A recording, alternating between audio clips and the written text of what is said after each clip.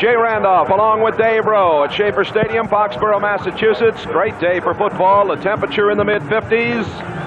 And we're ready to go as the New England Patriots. Mike Hubach will kick it off. Baltimore Colts, Nesby Glasgow in the middle back there along with Kim Anderson. Underway at the goal line. It's Nesby Glasgow at the 10, 15, over the 20, out to about the 23-yard line. Making the tackle for the Patriots, Bob Golick, number 51. A look at the offense under Burt Jones. Washington and Franklin in the backfield with him. The wide receivers, the talented Roger Carr, Butler and McCall. Mendenhall, his 110th consecutive game at center. First down from the 23-yard line for the Baltimore Colts. Curtis Dickey, 27, and Cleveland Franklin, 38, in the backfield. In motion, Butler. And it comes to Dickey. Dickey's over the 25, the 30, out to the 35, 36-yard line, and a first down. Rolling over the right side, Tim Fox, the safety, made the stop, a pickup of 12 yards on the play for Dickey out of Texas A&M. The defense, Bishop, Hamilton, and Adams, the front three. Hawkins, Nelson, Zamberlin, and Short are the linebackers. And a good secondary here. Claiborne, Hayes, Sanford, and Fox. Now Washington into the lineup for the Colts, number 20, and Dickey comes out. Washington averaging 3.5 per carry. Curtis Dickey averaging 4.5 a carry, and he rambled that first time. Jones to throw here to the near sideline, and he completes it to Joe Washington out of the backfield. The catch made in front of the linebacker, number 59, Mike Hawkins.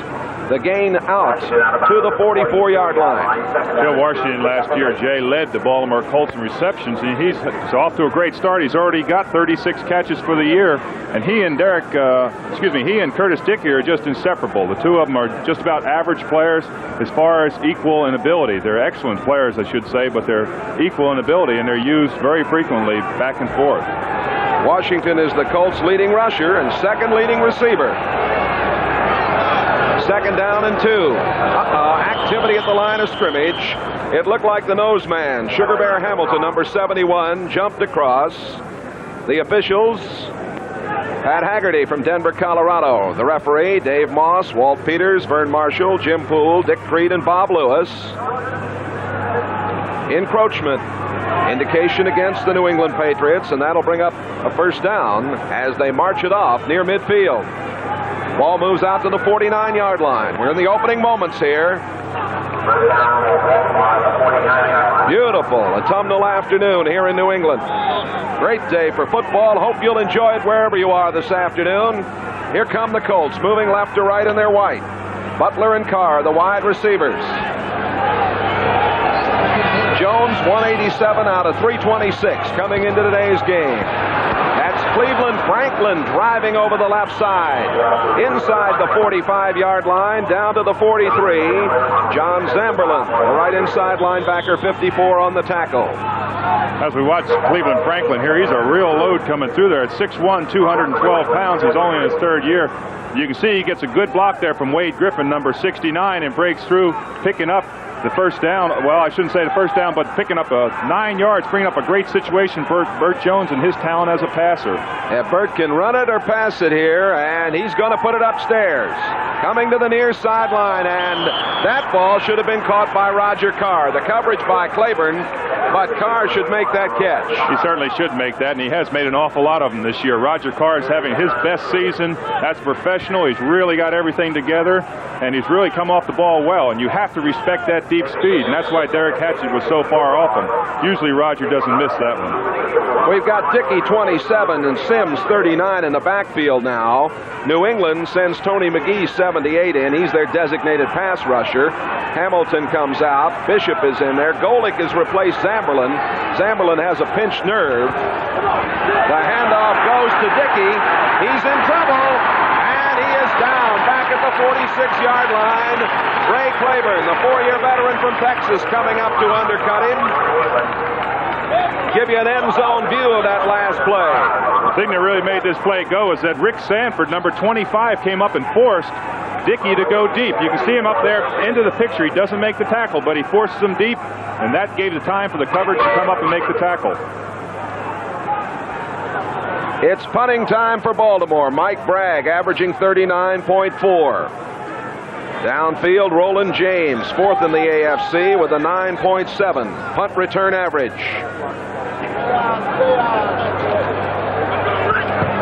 Kick angle for the far sideline, and it's going to go into the end zone. Touchback, it'll come to the 20-yard line, and the Patriots will put it in play from there. A 46-yard punt. We're going to take time out. We have 12 and a half minutes to play. We're in the first quarter. No score here at Foxborough. Back here in Foxborough, it'll be Matt Cavanaugh. Cavanaugh getting the start. Grogan had started 77 in a row. Ron Earhart, Fargo, the head man of the Patriots. 1st and 10 from their own 20-yard line. That's Harold Jackson coming in motion. And off goes to Ferguson. Ferguson moving over the right side, gets it out to the 24-yard line. Barry Krause, number 55, making the stop. Cavanaugh starts at quarterback with Ferguson and Calhoun. Morgan Jackson and the talented Russ Francis. And Wheeler Hanna, Dr. Bill Lenkaitis, Sam Adams, and Shelby Jordan. This would have been, Dave, the 77 start for Grogan, so it's 76 in a row for him up until today. 2nd down and a long 5. Cavanaugh giving it over to Vegas Ferguson. And Ferguson is just short of a 1st down at the 28-yard line. Herb Orvis, 88, making the stop. We isolate on Ed Simonini, the top tackler of the Baltimore Colts. Ed is just a super player. He's got great mobility. He's often been called too small to play in this league, but you can't measure a man's heart and desire. He's 6'7" when it comes to that. He's very, very active, rarely gets cut off. He's got great lateral movement. Plus, he's a great friend of mine, and I told him I'd mention his name. You did good. You did good. Double tight end arrangement. Francis and Hasselback are both in. Pete Brock is also in there. 3rd and 1. Getting the call is Calhoun. 1st down at the 32-yard line. Banged his way over the left side. Larry Brazil, number 47, on the tackle. The Colts defense with Cook, Barnes, Orvis, and Ozdowski. They've been letting a lot of people slip through. The tackles by Shiver, Simonini, and Woods have been great. And this secondary has had to make a lot of tackles, Dave. Their secondary, Jay, is the other Ned Simonini. Their secondary leaders are the 4 men are in 2nd, 3rd, and 4th place in a number of tackles on the defense. 1st down for New England. No score with 10 and a half to go in the 1st period. The pitch to the deep back. Vegas Ferguson. Flag goes down as he got over the 35 to the 38-yard line. It was Herb Orvis, 88, who made contact. Holding is the indication from referee Pat Haggerty. And it might have been big Shelby Jordan at right tackle. There is number 67, Bill Lenkaitis. As I was watching the play, I watched Mike Barnes on that play. Boy, what a great ability he has and agility. He can leap over top of the guys. It was a fullback action play coming in where they pulled the guard, and Mike Barnes was able to entirely leap over top of the fullback. Holding, number 71, offense.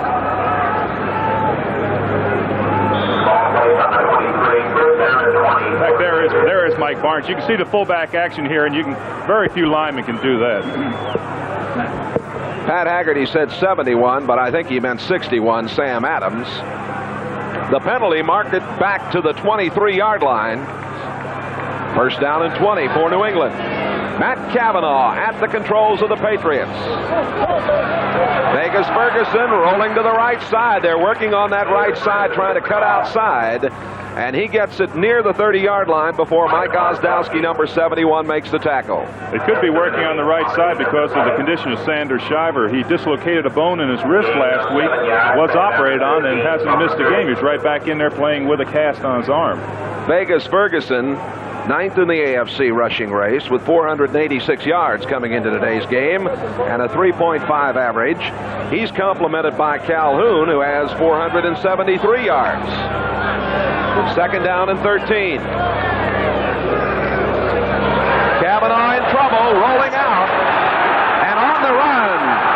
He's at the 40, 42-yard line. Close to a first down. Ed Simonini, the linebacker, number 56, made the play. Matt Cavanaugh, number 2 draft choice out of Pittsburgh. They have much more confidence in him now. He's a very confident individual. As we talked earlier before the game, he was very confident about his play. He doesn't feel his role as a backup. He feels like he's an equal to Steve Grogan, and the Patriots have shown it today. Yes, for those of you who saw NFL 80 today, you talked with young Cavanaugh, and a very interesting interview with him along with Steve Grogan. There's Ron Earhart, the head man of the New England Patriots. Mike McCormick, the 50-year-old head coach of the Baltimore Colts. The New England Patriots 80% third down efficiency versus the Colts in the game earlier this year that New England won down in Baltimore. It was a kickoff return by Ivory that really broke that ball game open. 3rd and inches.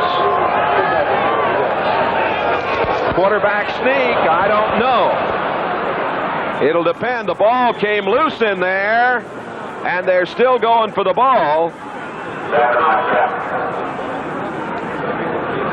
Hasselback, number 80, came away with the ball, and there was a lot of shoving. The ball obviously remains in possession of New England, but we're going to have another measurement. I really disagree with that play. When you've got a 235-pound fullback in there and you've got John Hanna out in front, you should be running that fullback. But I'll tell you, Herb Orvis and their defensive line really came off the ball that time. There is Cavanaugh. And it is a 4th down coming. Didn't make it. And they're going to punt. Hubach averaging 38.6. Nesby Glasgow and Kim Anderson. There are the stats on Hubach. Nesby Glasgow, number 25 on the left, and Anderson 26 on the right, ready to receive the punt. Well, when you're a defensive player and you stop a team like the New England Patriots like that, what a feather in your cap when you come to the sideline. Everyone's excited, and the Baltimore Colts certainly had a great series that time on defense. A line drive spiral. Glasgow back at the 10, at the 15, the 20, and out to the 24-yard line. Nesby Glasgow, tackle made by Don Hasselback. Steve King also in there on the play. A 48-yard punt, a 4-yard return. There is a penalty marker down, back at the 42-yard line downfield. This flag is in the position of an ineligible man downfield. Now, whether you take that or not, it's really a big decision because it wasn't a great punt. Ineligible man, downfield, number 62 on the offense. Decline, first down. Call went against Dwight Wheeler. Boy, so often we see that call made. We've got a timeout. 8:18 remaining. First quarter, Baltimore, New England. No score. Back with more in a moment. This is Bryant Gumbel in New York. At Rich Stadium in Buffalo, the Steelers have moved ahead of the Bills. Joe Ferguson, operating deep in his own end, is picked off by linebacker Robin Cole. Cole takes it 34 yards before he's brought down at the 3 by Ferguson. One play later, from 2 yards out, Franco Harris goes in, and with the point after, the Steelers have moved ahead of the Buffalo Bills by a score of 7-0. Still in the first quarter. Let's go back to Foxborough and Jay Randolph. All right, and back here. Baltimore, New England, no score, and the Colts first down at their own 24-yard line. Jones gives to Curtis Dickey. Dickey out to the 29-yard line. Dick Bishop, number 64, the left end, making the tackle.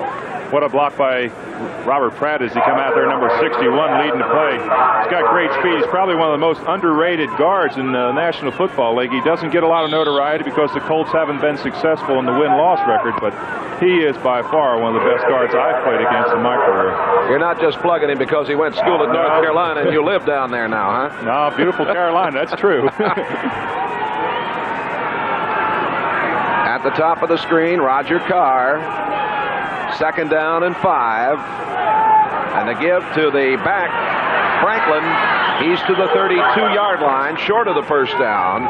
Steve Nelson, the left inside linebacker, number 57, banged him in there. Franklin went to school at Baylor, 2 touchdowns. There's that defensive unit of the New England Patriots. They played very well against Los Angeles here last week, but saw their offense sputter a little bit.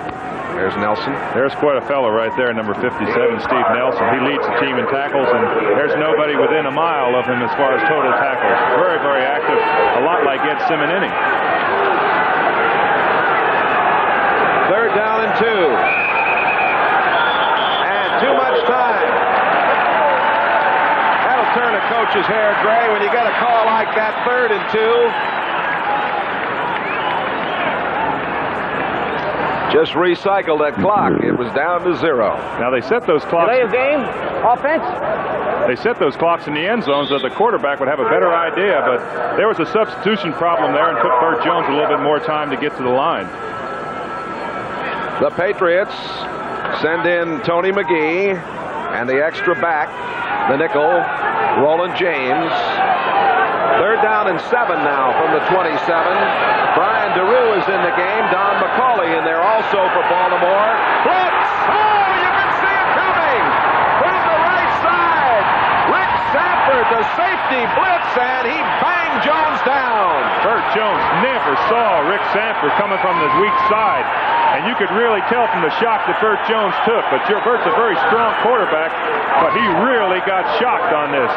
You can see it as he comes off the line. Burt's setting up there. He never sees Rick Sanford from his backside, and watch that pop there. It's a wonder he didn't lose the ball. Jones got up and congratulated Sanford for making the play. I'd have congratulated Jones for getting up. That's right. Mike Bragg to punt. That is Roland James and Mike Haynes downfield. A line of scrimmage now all the way back to the 18. A high spiral. Good hang time here. That's Haynes at the 45 and hit immediately. Leading the way was Brian DeRue. 40-yard punt, 6:09 to play. First period here in Foxborough. The Colts in New England still scoreless. Here's another look at that safety blitz by Rick Sanford. He really came in and hit Burt Jones. Burt has had a lot of problems in the past with shoulder injuries, but worked really hard in the offseason to build up his body so they could sustain shots like that, Jay. Sanford sitting it out now as it's 1st and 10 from the 45. Cavanaugh throws complete at the 43-yard line to Stanley Morgan. Morgan's 33rd catch of the season. Pittsburgh leading Buffalo 7-0 on a Franco Harris 2-yard run, 11-17 to the first quarter. Chicago 7-0 over Atlanta. Walter Payton got it in, and it is Tampa Bay 3-0 over Detroit. Garo Yepremian, a 24-yard field goal. There's Grogan. After 76 in a row, sitting it out today. His knees just bothering him too much. First down at the 43-yard line after the completion to Morgan. Cavanaugh gives off to Vegas Ferguson. Ferguson outside at the 40, 35, 30. Booked out of bounds as he got all the way to the 25-yard line. The former Notre Dame star rambling over the right side. A pickup of 18. Nesby Glasgow and Bruce Laird, 25 and 40, made the play. As we've said all along, the secondary makes the tackles if Ed Simonini doesn't. You can see Simonini coming up, trying to come up inside, and he gets cut off. He doesn't make the tackle, and Vegas Ferguson is out in the secondary here. He really reminds me a lot of Gale Sayers. I know that's putting him in quite a class, but he's got that stride, and I happen to be fortunate enough to play against Gale Sayers, and I really gets a real tribute to him. Shelby Jordan did quite a job on that last play. Here is Calhoun, and the fans go Hoon as he moves forward to the 20-yard line. Mike Woods, 59, the right linebacker, jarred him down at that point. Actually, they placed the ball inside the 20. It's going to bring up 2nd down and about 4. We have 5 minutes to go. We're in the first quarter, no score. Patriots now with 3 first downs. The Colts have 2. And the Patriots Put the wide receivers on the left side, Morgan and Jackson. Matt Cavanaugh starting at quarterback, giving it off to Ferguson. Ferguson gets about 2 near the 17-yard line, and there is Ed Simonini to make the play, number 56. It's a real tough decision for a middle linebacker like Ed Simonini. He's got great lateral speed, and that's the thing that really makes up for his so-called lack of size. That time he decided again to come up underneath. You can either run by the pile and try to go around to make the tackle, or you can come up underneath and try to make the tackle. And Ed's got the speed to be able to do that. Vegas Ferguson, 23-year-old rookie, 35 yards on 5 carries. 3rd down and 3. Little delay to Calhoun. 1st down at the 12-yard line. Mike Woods, 59. Good call. Excellent play selection on that. Everyone was expecting the pass, and you can see the Colts really took off on the ball. And, of course, the draw play is perfect when you're going on a pass situation. At the 11-yard line, 1st down and 10. It's a 1st down as Calhoun took it down there. Pat Cavanaugh, you can see the defensive line really coming off there. Herb Orvis and Mike Ostowski, and Calhoun's got a pretty good hole right there. Mike Woods gave him a good shot, too, but he really came off the ball. Vegas Ferguson is really playing football today. And here's Ferguson down to the 10-yard line. He did a nice job of blocking for Calhoun on that last play, and this time it's Mike Woods, 59 again, the right linebacker, who makes the stop on Ferguson. Ferguson has been a key factor, certainly, an outstanding rookie. I would guess that Ferguson, along with Joe Cribbs at Buffalo, are 2 of the outstanding rookies that we have seen in this 1980 NFL season. Well, with the loss of Sam Cunningham this year as a holdout, I don't think they had the expectations that Vegas Ferguson would fill in as well as he has. 2nd down and 9. Ferguson cuts it in, bangs his way near the 7-yard line. Got across the 8. Herb Orvis, number 88, wrapped him up. If he had handed that ball off on that fake reverse to Harold Jackson, he would have still been running because everyone was pursuing to the play. Into the lineup now, Chuck Foreman, number 22, and Andy Johnson, number 32, for the New England Patriots. There's Foreman, the great veteran. Played his college ball at Miami. Still catch a pass for you in an important situation, and this is it. 3rd down and 6.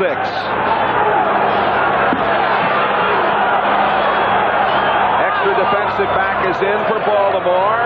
The throw coming, complete. Foreman down at the 3-yard line. Play made by Larry Brazil, the right cornerback. Foreman thought maybe he should have got in there. He couldn't quite turn it in. When they came off that play, they ran a man in motion back to the weak zone. You can see Foreman coming across here. Matt Cavanaugh never looks to the strong side. He looks to the zone where they flooded. They ran him deep, cut him back offside, and Foreman was wide open. But it was a real good hit there by Larry Brazil also. It really was, and a measurement coming up. Foreman, the 8-year man. The measurement, and they are short about 6 inches. The fans here yelling, go, go, go, but it's early. I'm wondering, I think they're just going to get some points. Let's see. No, they're going with a double tight end arrangement. This is a big ball game, and they want to get a touch here.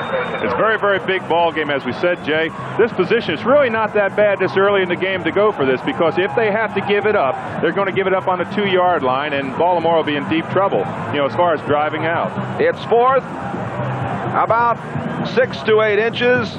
Hasselbeck, the extra tight end, comes in along with Pete Brock. You think they might go over Hog Hanna, huh? That's where they usually go. John Hanna, number 73, has been every year. Everybody's all pro. All right, 4th and inches.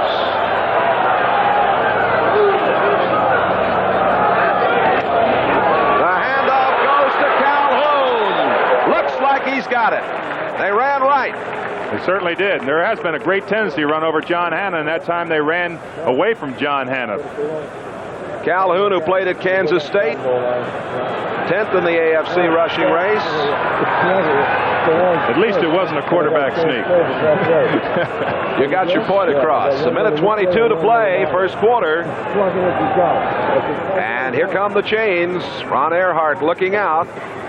He was a quarterback at little Jamestown College in North Dakota, never played professional football, and it's a first down, just as a first down.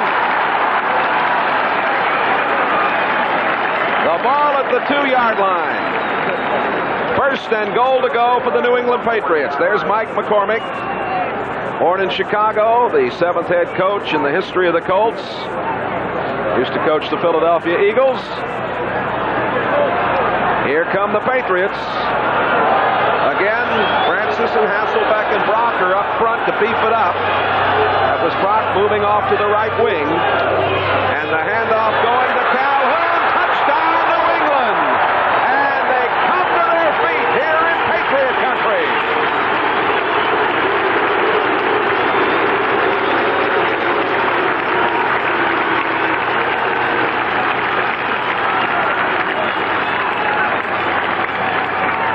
They certainly are attacking the strong side here. As we watch Ron Earhart's reaction up in the top, you can see he's excited. But Don Calhoun, they've been attacking that side there considerably over Fred Cook and where Sanders Shivers plays. Nice block by Vegas Ferguson. 7th touchdown of the season for Don Calhoun. The point after, John Smith, number 1 from Southampton, England. Matt Cavanaugh holds. The kick is up, and it is good. 56 seconds remaining in the first period. New England is on the board. Timeout here. The Patriots 7, the Baltimore Colts nothing. Kubac upper right, Nesby Glasgow upper left, ready to receive. The field below. Good looking shot from our director, Andy Rosenberg. Up the line at the 20, 25. The 30, 35-yard line. Anderson all the way out to the 41-yard line. A fine return by Kim Anderson of 36 yards. He'd been averaging 18.4. Bill Courier, 28 on the tackle. So pretty good position for Baltimore to operate, down 7-0. Baltimore really works an awful lot on their special teams. George Boutselis, who's their special teams coach, puts a lot of time in, and they're very, very proud of that unit. And there was evidence there anytime you get out the ball out to the 40-yard line, you're doing something. Cleveland Franklin, 38. Curtis Dickey, 27. In the backfield for the Colts. Play action fake. Jones throws. Caught. A tip ball caught by Roger Carr.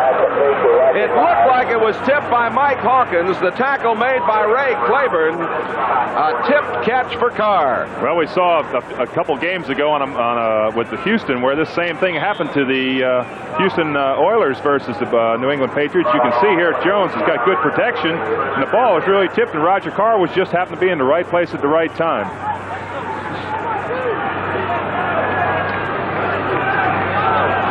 Roger Carr making the catch, first down at the 43-yard line.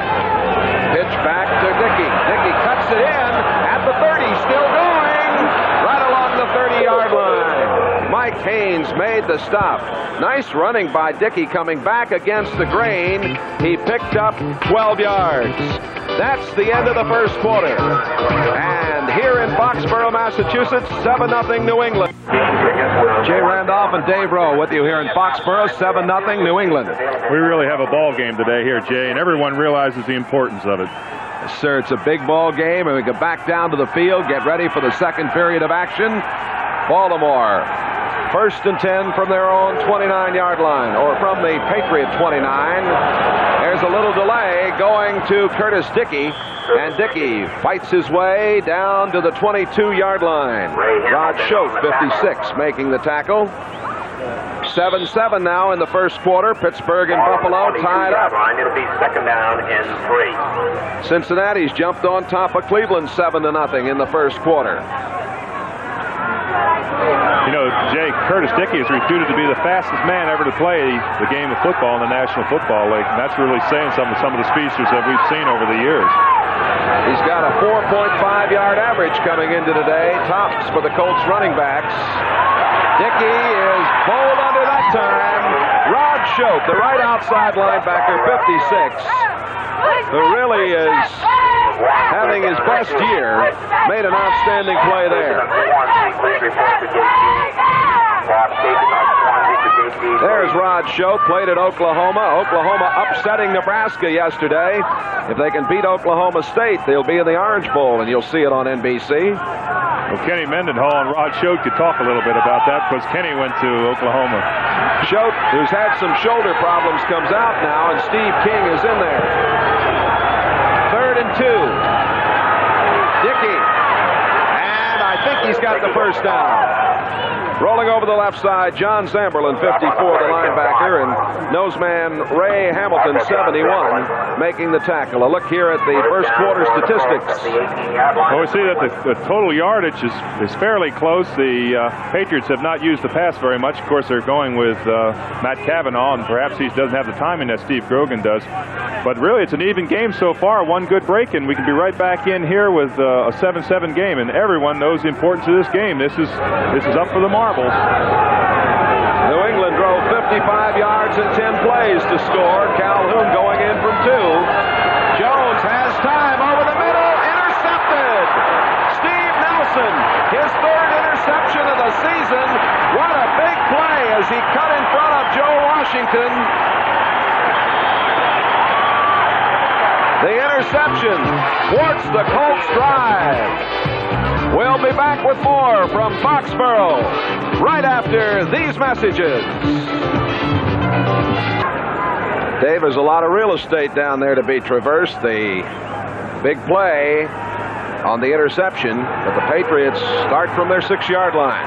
It's a tough position to come out on your own 6-yard line with a new quarterback who's taking charge of a team. With the football, Vegas Ferguson. And he didn't get much. I want to remind you that the Thanksgiving edition of NFL 80 will be coming your way Thanksgiving Day. A feature on Efren Herrera.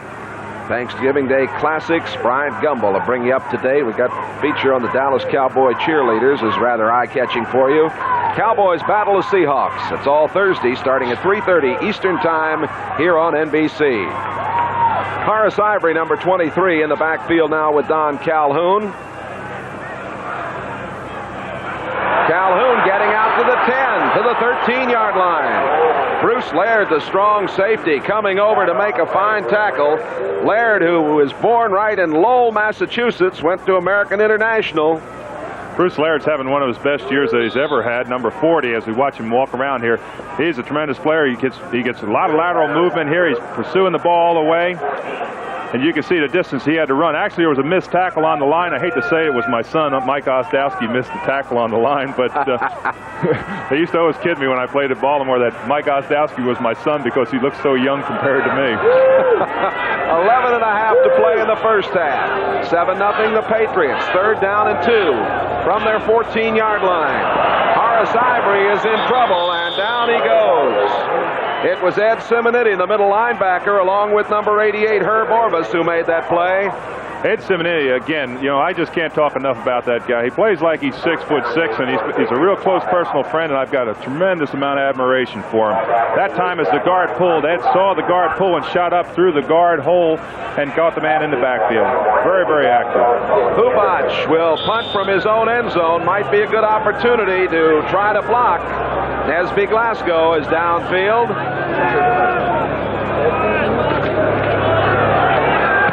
The kick is away, a wobbly short kick. Fair catch was called for. They're going to let it bounce, and it gets a good roll down at the 48-yard line of the Colts, where Baltimore will put it in play. One thing about that drive that was... All right, we'll talk about that.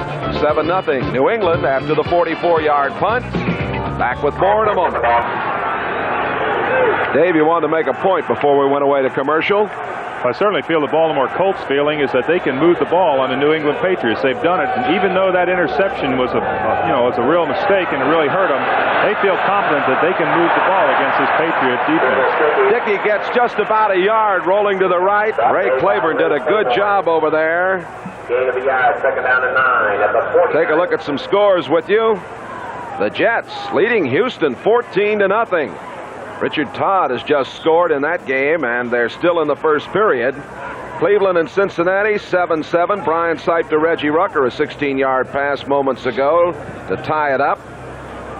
Chicago 10-0 over Atlanta. Bob Thomas has kicked a 41-yard field goal, and Tampa Bay, Doug Williams to Gordon Jones on a 36-yard pass, now leading 10-0 over Detroit. It's 2nd down and 9 at the 49 for the Colts. Jones going upstairs. Penalty marker goes down. He was hit just as he got rid of the ball, and it fell right in the middle of the seam down at the 40-yard line. Nobody around. Mike Hawkins was coming in there. Jones taking a good shot. There's Hawkins out of Texas A&I. He was cut in 78 and then re-signed. Burt Jones saw that all the way. I hate to see him walk off the football field here, but he saw it all the way, and he tried to get the pass off rather than take the sack, and he was able to get it off, but I don't know how severely he was hurt as we watched Greg Landry there warm up on the sideline. We had a penalty marker thrown. Let's listen. Number 80, illegal in motion. Offense, decline. Ray Butler was in motion. It's declined. Here he comes into the game, Greg Landry. Greg, of course, played at Massachusetts. Very, very favorite son here in New England. A very, very well-liked, popular player. BC and Massachusetts had quite a game yesterday, wasn't it? 13-12. BC won it. And it went right to the wire. Joe Washington and Don McCauley are in the backfield with the 13-year veteran, Greg Landry. Down he goes. Tony McGee, number 78. Dick Bishop, number 64. And they like it here in New England. Well, he certainly wasn't bashful right off the first play. Dropped back to pass it.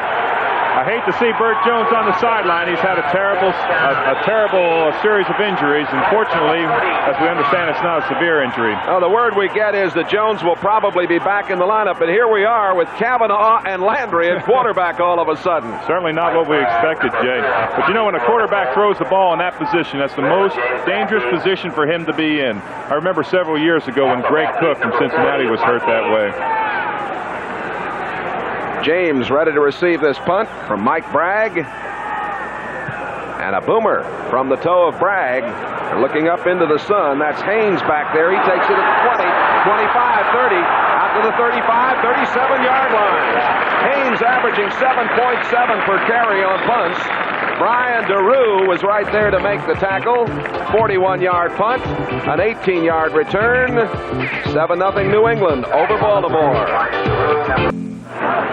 Here's the story of this game. Grogan out on the left, Burt Jones out. But we're told that he'll probably be back. His coach, Mike McCormick, discussing things there with the team physician. Well, I certainly didn't like to see Burt Jones bending over because the last 2 seasons he's had a severe shoulder problem, and I know how hard he worked this season to get in shape to play this year. 1st and 10 at the 37-yard line. Calhoun 44 and Ivory 23. Kavanaugh gets it away, and it is complete. Jackson is all the way down to the 32-yard line. A very cool throw from Kavanaugh. Larry Brazil on the coverage ran the receiver out of bounds. 31-yard pass. Matt Kavanaugh really stayed cool in his position as he drops back. He feels the pressure coming at him, and just as he lets go of the ball, you can see him coming into your screen on the right. He's hit and disturbed, but the ball was out there. Fred Cook was right in his face, also number 72, but Harold Jackson was wide open. Larry Brazil, that's a tough tackle to make in wide open field against Harold Jackson with his speed. They got behind the linebacker, Mike Woods. 7-0 Patriots. 1st down at the 31-yard line. Kavanaugh tried to beat it into the crowd, and Bruce Laird comes away. Laird, his 5th interception of the season.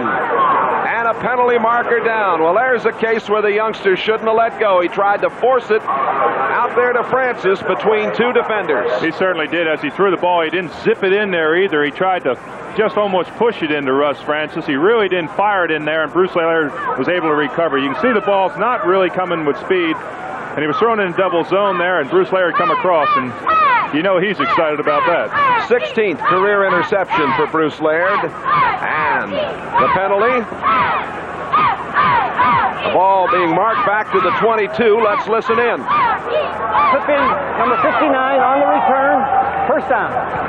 A clipping penalty against number 59. And that would be Mike Woods. Oh, the ball goes back to the 22. Whenever there's an interception, everybody wants to get a block because you want to really look good on the films and on that following Monday. Handoff going to Marvin Sims, who is now in the lineup. Sims is the big rookie from Clemson, a powerful young man who's rushed for 109 yards and a 3.5 average. Ray Hamilton and Steve Nelson on the tackle. Hamilton 71, Nelson 57. 8 minutes and 20 seconds to go in the first half here in Foxborough, Massachusetts. This is Jay Randolph along with Dave Rowe. The Patriots leading 7-0. Certainly it's nice seeing Greg Landry back there playing. He gives a lot of inspiration for us older players. He's had 13 years of football, and he's really been a real tribute to the game. Coming to the near sideline, Curtis Dickey dumped. Making the play was Julius Adams, who kind of undercut him, number 85.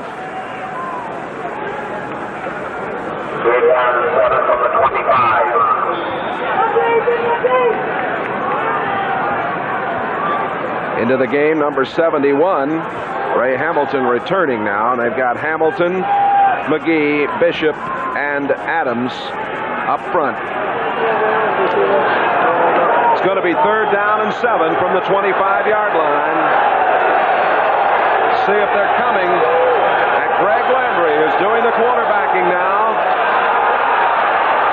Landry throws, and it is complete to Joe Washington, but I don't think he quite got the first down. It's close. Rod Schote, 56. Now they place the ball down, and he might have gotten the first down out there with forward progress.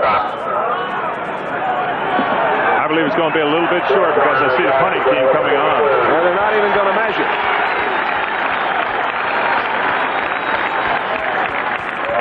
Mike Bragg, the 13-year veteran from Richmond. Chicago now 10-7 over Atlanta in the second quarter. And Detroit is on the board.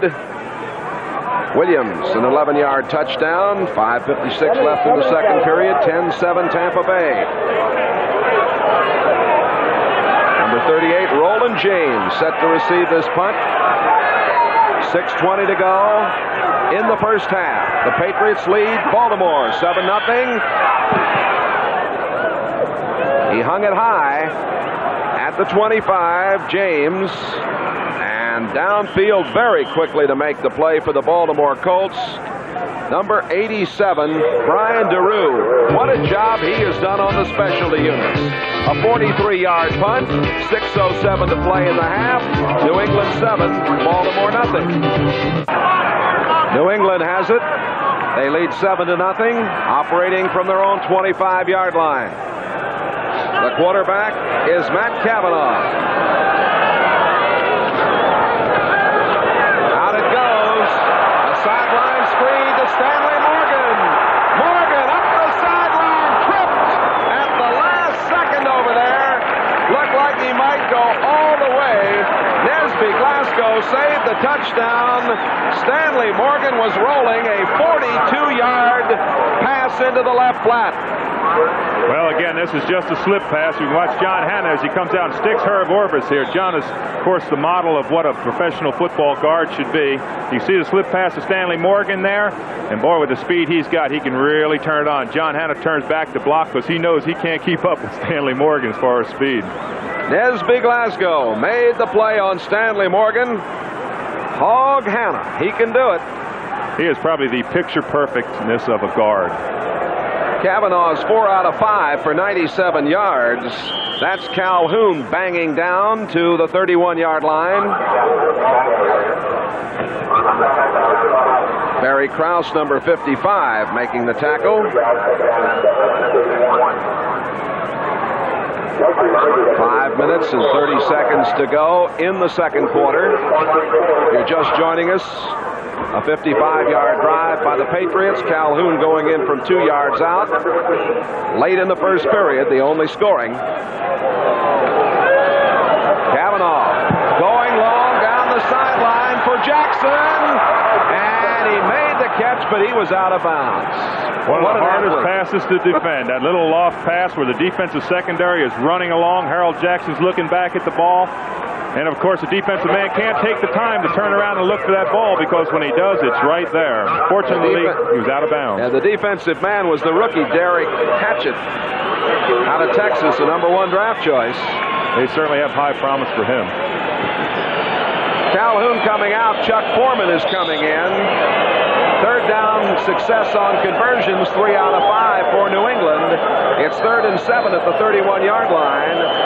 We've got Carlos Pennywell, number 88, in there. He is set at the top of your screen. Stanley Morgan, they're in the shotgun. 5 defensive backs for Baltimore. Offense against defense. Cavanaugh in trouble. Didn't go down yet.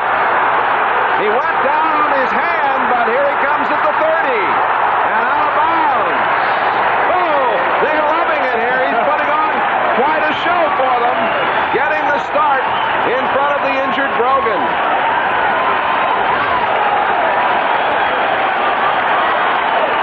That's a very technical call, whether he was down or not, because they are trying to protect the quarterback. You can see as he runs up here, Fred Cook has got a hand on him, and he does go down. But his knee didn't touch.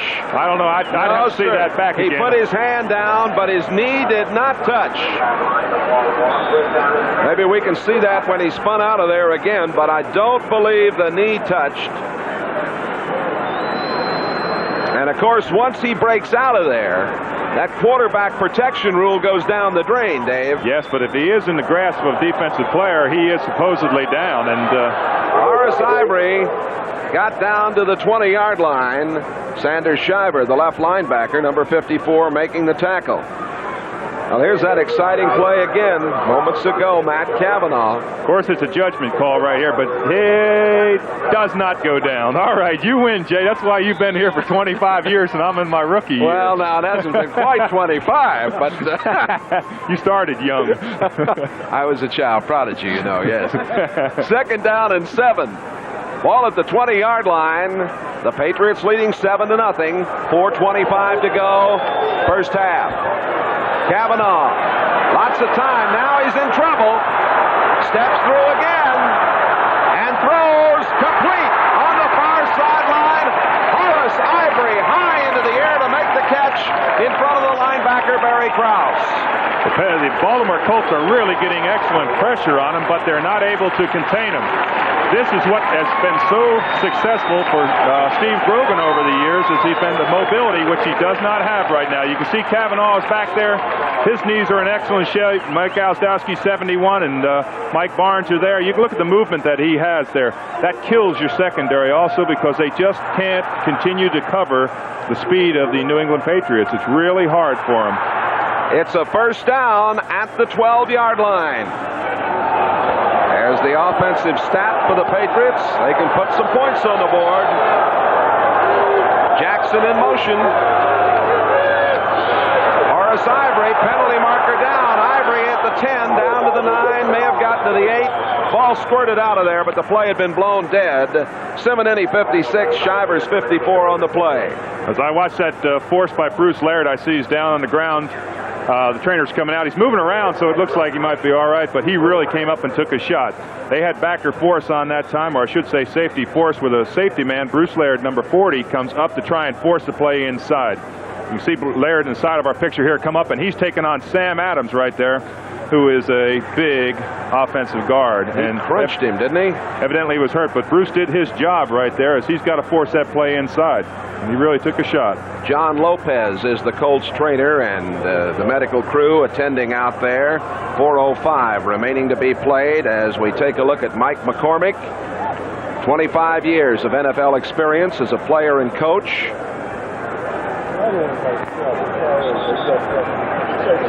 We're going to take a timeout here. 4:05 left in the first half. Patriots 7. Baltimore nothing. Bruce Laird went off under his own power, being attended to. He's hurting a little bit. We got some word on Cleveland Franklin. He was shaken up earlier, but we're told that he'll probably be back in the game for the Colts. But here are the Patriots, first down. And it's 1st and 15. Cavanaugh on the run again. Throwing back against the green. And incomplete at the last second, number 54. Sanders Shiver came across to bat that ball away. Pass intended for Jackson. Let's pause briefly now for station identification. This is the NBC Television Network. WBAL-TV, Channel 11, your Colts station in Baltimore. Cavanaugh's completed 5 of 8, 107 yards. There's the score. Bruce Laird is back in the lineup at strong safety. The local boy from Lowell. 3:57 to go in this half. Patriots leading 7-0. Second down, Cavanaugh to throw. Got it away, and it is incomplete. He was hit as he got that pass away, and he took quite a shot back here. Barry Krause came in and really racked Cavanaugh. Jackson was the intended receiver. Barry Krause, number 55 from Alabama in his second year, really makes a great move here. Gets around his man. You can see him coming from the right side free. Cavanaugh gets hit here, and I'll tell you, this could have been defensive interference there. It was fortunate that it was not. Krause had his best game last week in Detroit, recording 10 tackles, and he's playing hard here again today. 5 defensive backs in for the Colts. 3:51 to go in the half. Third down and 15. Andy Johnson 32, Foreman 22. They're in the shotgun again. Penalty marker goes down. Looks like New England was in motion. Here goes Cavanaugh. He's got it in, but I think they'll bring it back. He got it in, but my guess is that they'll overrule it. A procedure call is going to go against New England. It looked as if there was illegal motion on the Patriots on that play. Anytime you go to a new set, such as the shotgun that the Patriots have not used before, you can have problems, and that's what they did that time. Ron Arrett is saying, boy, that kid can run. He certainly can, but he has another runner in the past that's run just like that, Steve Grogan. We sure hope that his future will be a lot better off in the future because of this rest. Illegal motion, number 61, offense. Call went against Sam Adams, number 61, for illegal procedure. There's the movement on the left of the screen, and it overruled the play as Cavanaugh romped in. So now it is third down and 20 out at the 21-yard line. Again, it's the shotgun. The throw in the middle. It's complete to Russ Francis, the tight end, short of a first down at the 5-yard line. And it was Bruce Laird on the tackle, number 40. Oh, Laird is, look at him. He's really involved in this one. Chuck Foreman, number 22, really took a shot on that play. He was back there protecting for Matt Cavanaugh, and he really took a shot from a linebacker coming in there. Smith will attempt a field goal. He's not missed a field goal of 29 yards or less this season. The ball is going to be spotted out at the 13, a 23-yard attempt.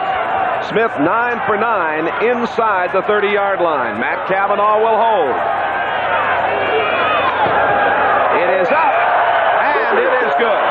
2 minutes and 51 seconds remaining to be played at the first half.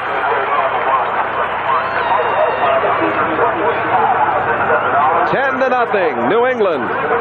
Want to remind you, next Saturday on NBC, Sports World comes your way at 4 Eastern Time. Some of America's best gymnasts, including Tracy Talavera, Marcia Frederick, and Julianne McNamara, compete. The United States-China gymnastics competition.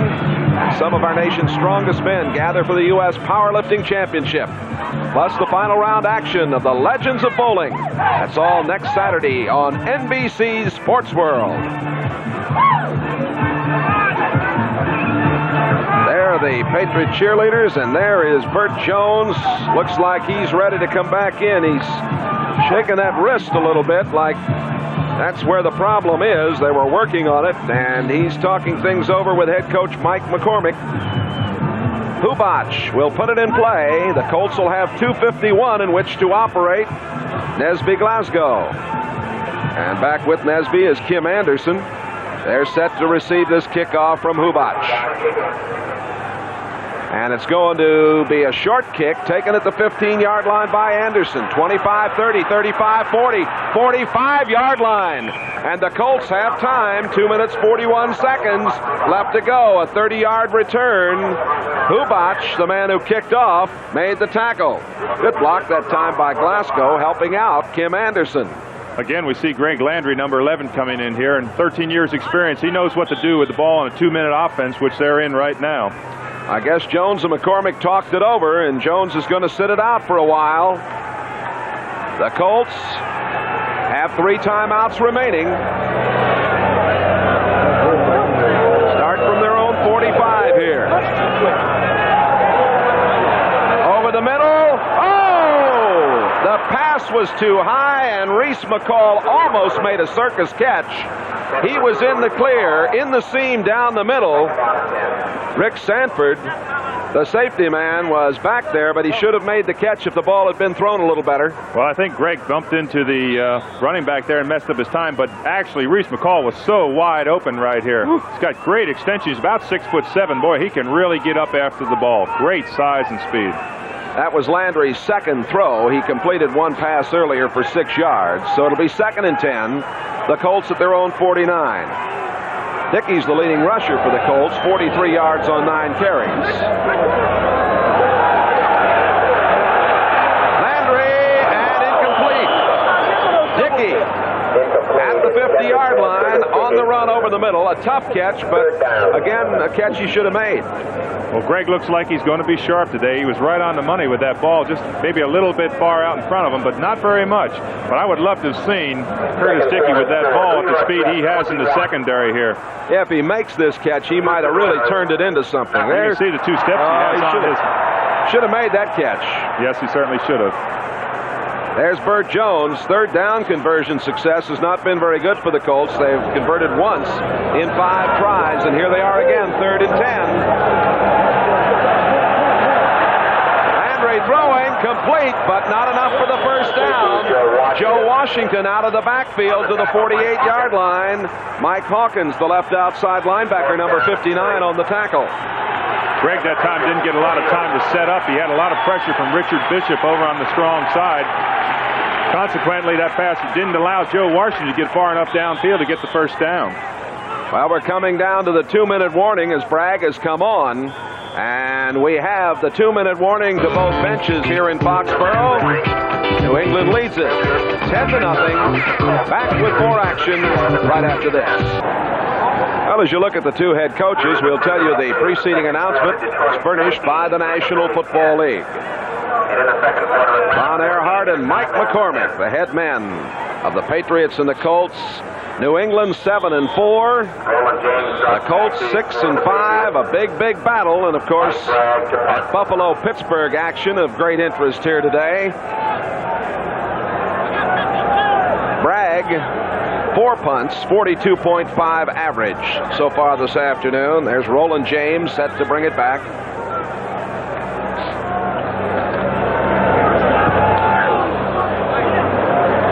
James is not going to have any of it. And into the end zone it goes, a 48-yard punt.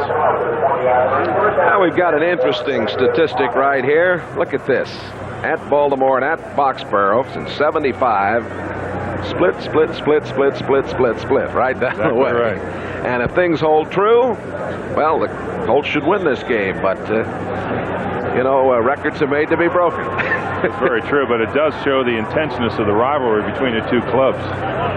The Colts have won 11. New England has won 10. This is the 22nd meeting between these two teams in a series that goes back to 1970. Cavanaugh, quarterback for Grogan. Cavanaugh rolling out now on the run up the sideline, and he couldn't get it to Stanley Morgan. Morgan was double teamed up there, but almost got behind Larry Brazil. Pretty good pressure put on by Herb Orvis, but you have to be impressed with the cool and clever Cavanaugh. He certainly is. And, of course, there we go again with his mobility. Mike Barnes, that time, the newsboy, as he's affectionately called on the team. I don't know why. Maybe he once sold papers. You never know. He does about everything else on defense. He really got some good pressure. He's, as we said earlier, he's got great mobility, and he got in there and pressured Cavanaugh. But Cavanaugh is able to move around in there. They're not seeming to contain him very well. A minute 44 to go in the half. Second down and 10 from the 20. A little draw play to Calhoun. Out over the 27. Mike Ozdowski, 71. Herb Orvis, 88. Stalled him at that point.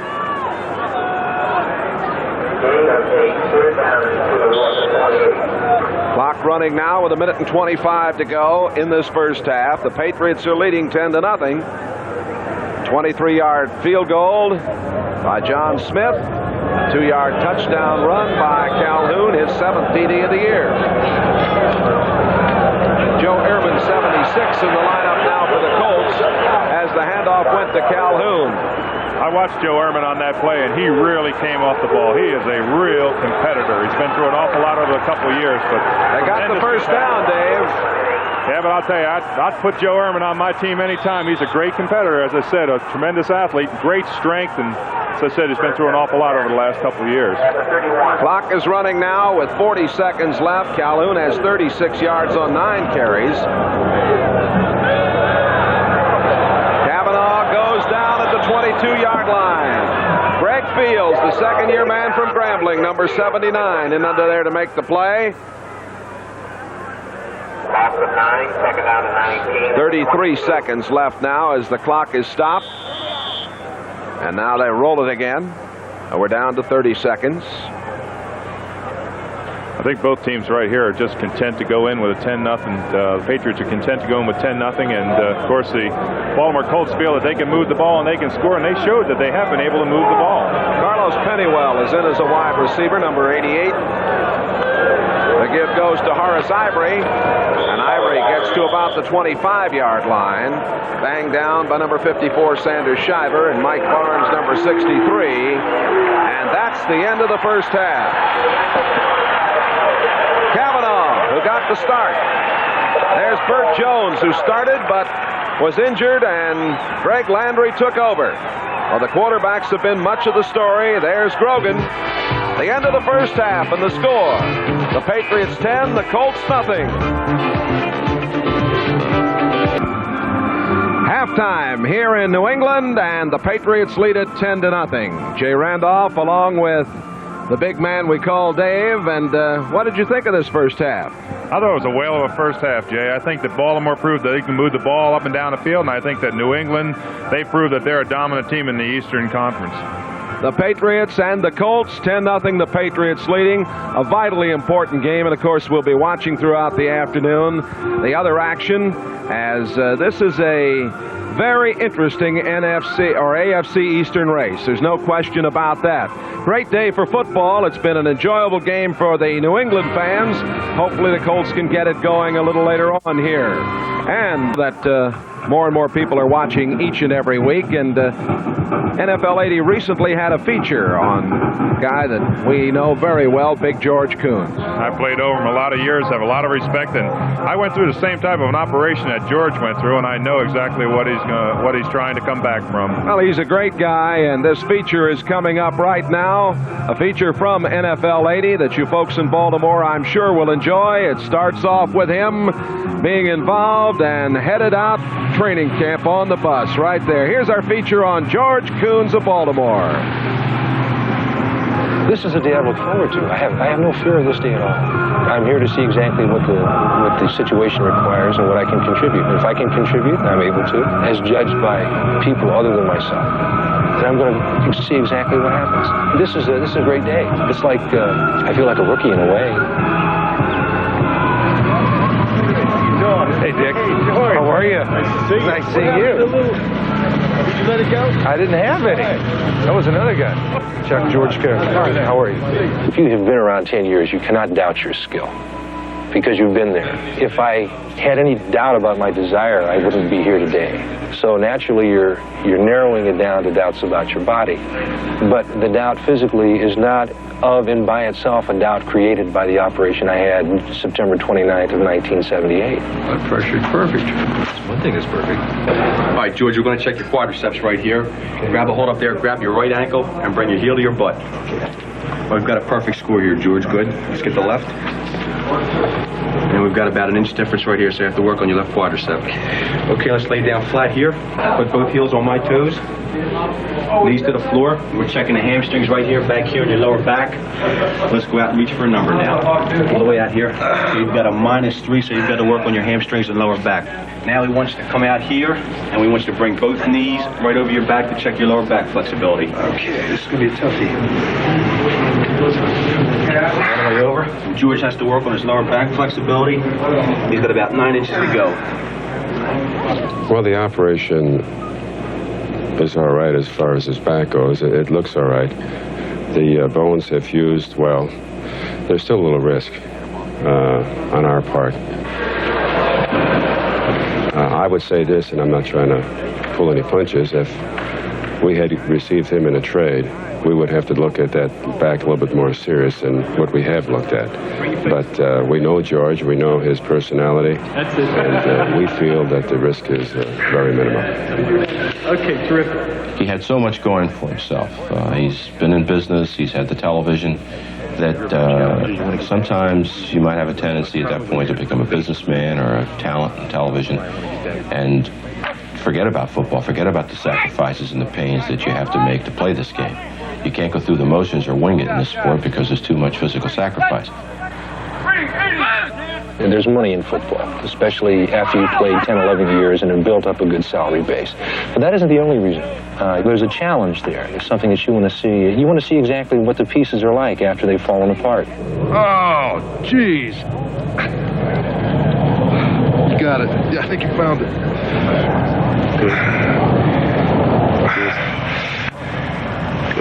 Okay. The trials and tribulations there of George Coons, a very wonderful fella. He's not been in action today because he's had a bunch of other injuries this season. He certainly has. He broke his thumb in the shower or something we'd heard, but I think he's going to come back and play fine for the Baltimore Colts. The Colts right now are down 10-0 here at halftime in Foxborough as the Patriots have the lead. And coming up in just a few moments, we'll bring you up to date on all of the scores from around the National Football League.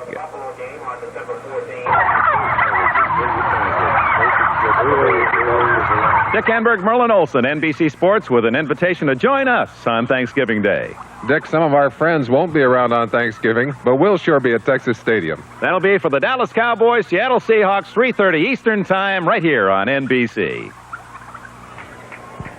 The Oakland-Philadelphia game is in the second quarter, and they are scoreless. And in the action between Buffalo and Pittsburgh, Buffalo playing at home, a sellout crowd. Joe Ferguson to Jerry Butler, a 10-yard pass has put them up with 6:08 left in the second quarter. The Jets now 21-0 over Houston. How about that? Kevin Long has scored from 1 yard out, so did Richard Todd. And there was an interception of a Ken Stabler pass for 82 yards by Ken Schroy, and 21-0, as that's some surprise. Here's Cleveland now leading Cincinnati. They were down early 7-0, but a couple of Brian Sipe touchdowns. Sipe to Reggie Rucker for 16 and to Calvin Hill for 5. And they're just about at, they in fact are now at halftime. In the other action this afternoon, Atlanta 14, Chicago nothing.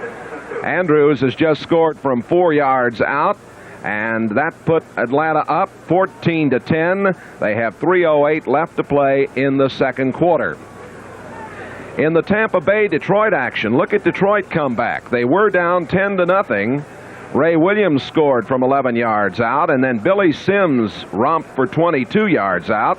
And with 4:02 left in the second quarter, Detroit is leading Tampa Bay 14-10 at halftime.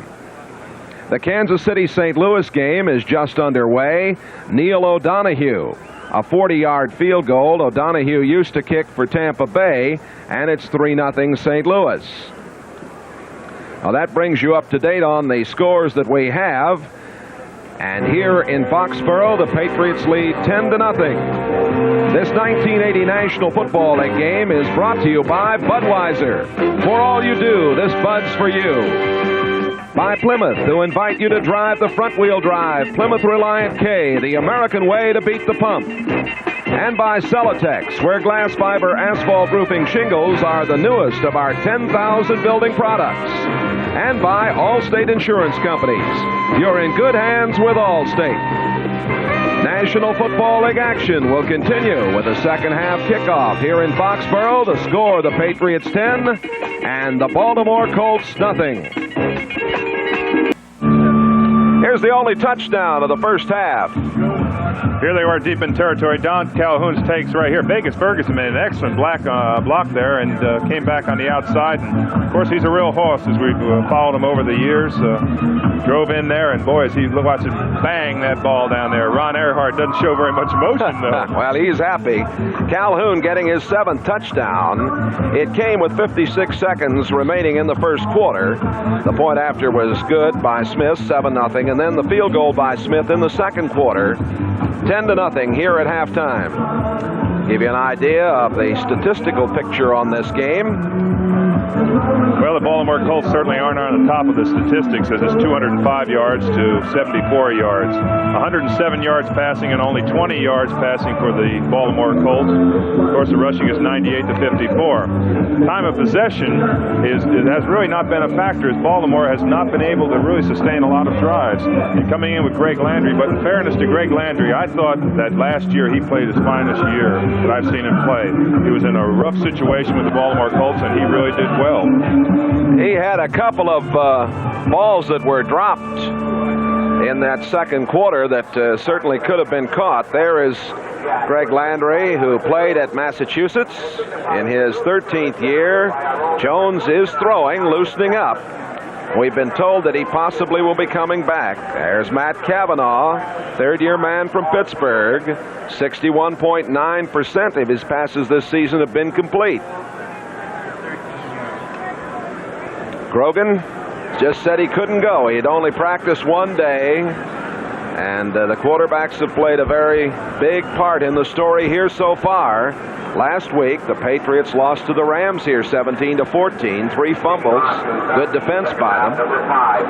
And Baltimore beat Detroit 10-9 in the Silverdome. With Dave Rowe, this is Jay Randolph. Second half getting set to go. Horace Ivory. And you see the statistic right there. You folks in Baltimore will remember that, I'll tell you. Downfield, Horace Ivory at the 10, in trouble, and goes down as he retreated back along the 8-yard line. Ed Smith, the linebacker, number 52, coming in to make the play. And the Baltimore Colts set to go on offense. That coverage by Ed Smith that time is very rarely will you catch on a kickoff, catch a running back inside the 10-yard line. I said the Colts ready to go on offense. I meant the Patriots, and there is their offensive alignment with the receivers and, of course, the line anchored by the dentist, Dr. Bill Lenkaitis. He's the senior man up there. Ferguson and Calhoun in the backfield. Vegas Ferguson out over the 20. First down at the 22-yard line. Ferguson has picked his team up often this afternoon. Barry Krause, 55 on the tackle, a 15-yard run. Vegas Ferguson, as we said earlier, has certainly been a real asset to the New England Patriots this year. He's got great vision as he cuts back here and knows what to do when he gets out in the open field. And he certainly has been one of the key factors in their controlling the ball in the first half, Jay. First down at the 23-yard line. Little cross buck to Ferguson. And not much there. That's Ed Simonini, along with 88 Herb Orbis stalling him. Old Simo again. He's in most all the plays on the defense. You can tell it here. You can see as he watches plays, he's not fooled by the counter action right there and steps right up around, and there he is, right in the hole. And like I said, he plays like he's 6'7". He was credited with 16 tackles in the first New England game and in last week's Detroit win, and 14 against St. Louis, 13 at Houston, and against Cleveland. He's some kind of tough. No gain on the play, 2nd down and 10. Calhoun over the 30 to the 31-yard line. And Barry Krause 55 and Bruce Laird 40 on the tackle. The Baltimore Colts on defense. And here's the way they stack up starting this second half. Cook, Barnes, Orbis, and Ozdowski. Shiver, Simonini, and Woods. Shiver with that dislocated bone and a cast on the left side. Hatchett, Brazil, Laird, and Glasgow in the secondary. Opening moments of the third quarter. I was handed a reminder during halftime on that play that we talked about Kavanaugh perhaps being down, that he has to be in the grasp of the defensive player, and that's why I'm not an official. I'm up here announcing, and that's right. Reverse to Jackson, and he got maybe enough for the first down. Looks like he did. Barry Krause 55 and Ed Simonini 56. They diagnosed that play well, but it looks like he got enough for the first down.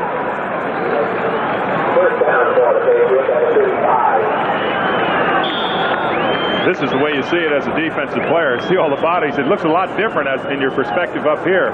You see the cross action there with Harold Jackson going around on the wide reverse from the receiver position. It really does look a lot different in perspective from being down on the ground.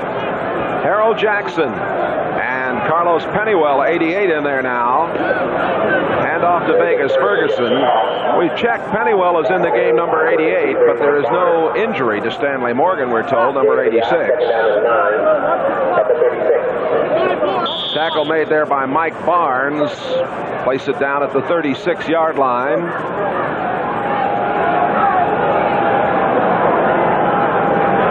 $10-0 in the third quarter with 11:40 to play. The Patriots leading the Colts. Kavanaugh going long for Harold Jackson. Out of bounds. Again, he was working against the number 1 draft choice from Texas, the rookie Derek Hatchett. This day Derek Hatchett is excellent man-on-man coverage. I haven't seen too much running plays that where he's had to come up and force, but he certainly can run step for step with Harold Jackson. There's Hatchett. Strong on the man-to-man play, has great speed. New England is 6 out of 9 in third down conversion success. Simonini has come out. Greg Fields is in, 79. They put an extra defensive back in there.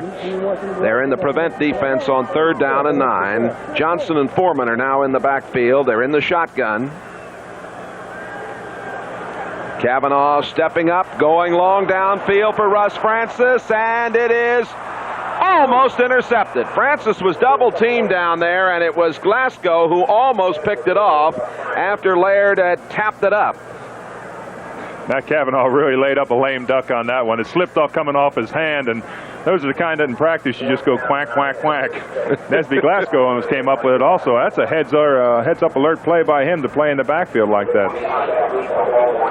Glasgow is a talented athlete. He's back to receive the punt from Mike Hubach, as the Colts defense has done a job again. A line drive spiral. Glasgow back at the 20, 25, at the 30, out to the 35, 36-yard line comes Nesby Glasgow. Bill Matthews, 53 for the Patriots on the tackle, a 44-yard punt. We'll be back with more action. The Patriots leading Baltimore 10-0. Bert Jones back in the game. He's 2 out of 5 for 24 yards. There's the offense. Carr, Butler, and McCall. And Griffin, Pratt, Mendenhall, Huff, and Hart. First down from the 36-yard line for Baltimore. Jones pitches it back. Dickey bumped out of bounds right along the line of scrimmage. Mike Hawkins, number 59, did a good job over there. This wasn't much there for Curtis Dickey. That's one great advantage of the 34 defense. 3 defensive linemen, 4 linebackers. You get great pursuit to the ball. You've got 4 speed burners back there at linebackers. They can really get to the ball in a hurry. Dickey has 42 yards on 10 carries this afternoon. Loss of about half a yard on the play. Second down. Jones ready to throw. Blitzed. The throw intercepted. Penalty marker down. Coming with it is Rod Schote for a touchdown. If it stands, there is a penalty marker down. Rod Schote. I think it's going to be holding. A 42-yard return. Touchdown. Offensive holding against Baltimore. Well, Jones coming back in. Gave up the interception for the touchdown to Rod Schote. Schote has been bothered by a shoulder injury, pinched nerve, having his best year. Number 2 draft pick from Oklahoma. Second interception of the season and a big touchdown here. Well, he certainly shouldn't have thrown that ball, Jay. He was trying to get it to Dickey, but he had no chance. He was under a lot of pressure that time. There was a lot of pressure coming up the line on him that time. He just tried to get off rather than take the sack. John Smith out of the hole to Kavanaugh. It's good. And the Patriots are up 17-0. And we'll look at it again, Dave Rowe. This is Jeff Hart, number 68 here against Tony McGee. Tony McGee takes an inside charge, and the guard went away, and that just didn't help Jeff at all. Jeff had no chance on that play to block, and of course Burt was pressured and came down inside. Schote took it in. The Patriots 17, the Colts nothing. That man just returned a touchdown, an interception for a touchdown, the first time it's happened this season for the Patriots. The kickoff comes down to Nesby Glasgow over the 20-25, and he gets it out to the 28-yard line. Glasgow was stopped by Bob Golick, number 51.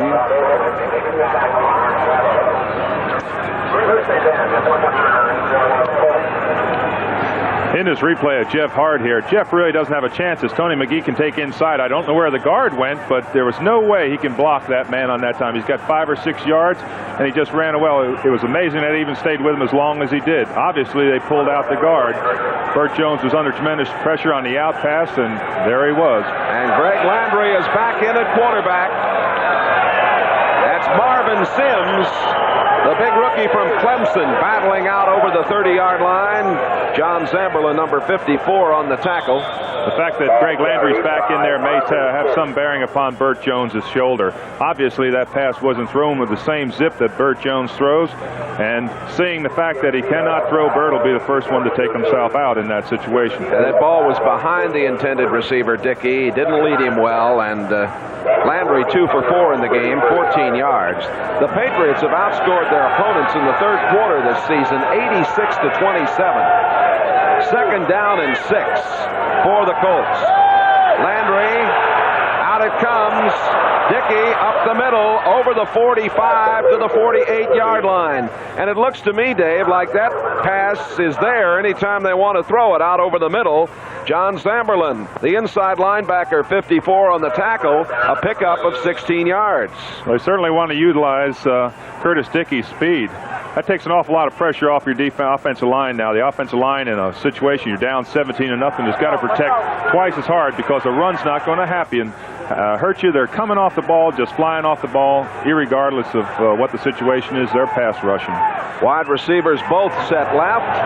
Landry over the middle again. The ball is dropped by Marvin Sims.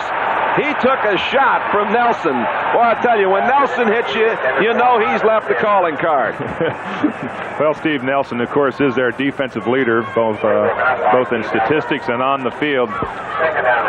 As he throws this ball here, Steve Nelson's in perfect position as the ball comes across, and he really didn't look like he hit him with all his force as much as he just kind of flicked into him. But, boy, I'll tell you, it looked like he stepped on a hand grenade there. He'd already dropped the ball, though. Yes, Stanley Morgan, we're told, has an injury. That's why Carlos Pennywell is in there. A toe problem. Whether Morgan will play anymore today, we've not been told. There's a pass to the far sideline to Joe Washington. Washington still going and all the way down to the 29-yard line. First down. Raymond Claiborne on the play.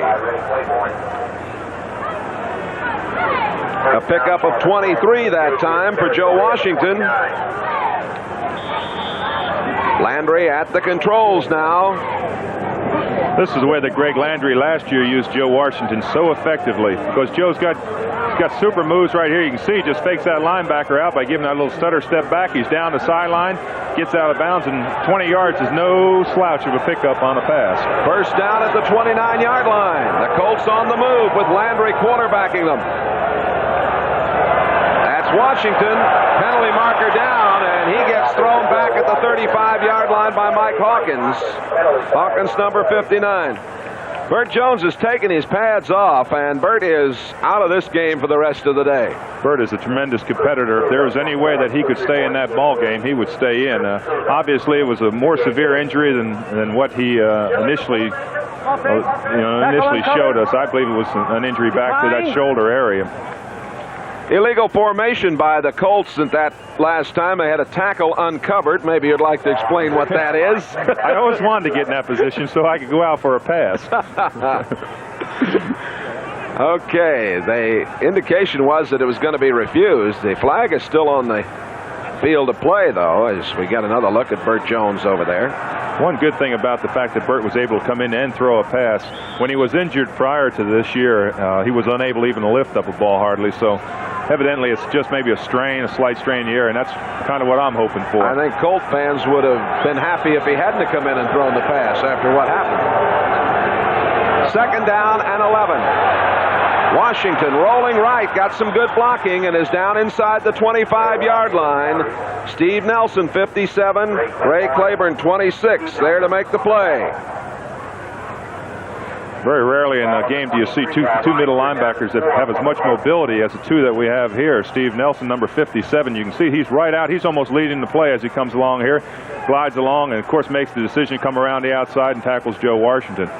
A real leader for the New England Patriots. Otis Anderson has just scored from 2 yards out. They're still in the first period at Bush Memorial Stadium. 10-0 St. Louis. Don McCauley in the lineup. 3rd and 4 for Baltimore. Landry throwing. Got a man. Washington touchdown. Baltimore had to score in this situation, Jay, if they want to get back in this ball game, and they certainly did come through. Greg Landry, the seasoned veteran, threw that ball in there. 23-yard touchdown pass. He beat the linebacker back there. Joe Washington, 3rd touchdown of the season. He got behind Mike Hawkins. Landry here sets up, and he's going with Joe Washington all the way. Joe Washington one-on-one with a linebacker. There's no way a linebacker is going to stay with Joe Washington with the speed he has. And this is going to put the Baltimore Colts back in this ball game. They needed a score, and they needed it desperately. Well, that interception by Schote looms large now. 5 catches, 68 yards, and 1 touchdown for Washington. Steve Mickemeyer with Greg Landry holding. It is up, and it is good. The Baltimore Colts get on the board with 8:19 remaining in the 3rd quarter. The Patriots 17, the Colts 7.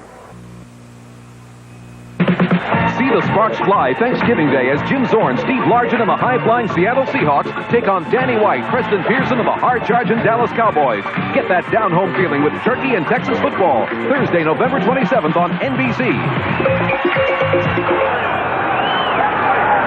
Ready for the kickoff.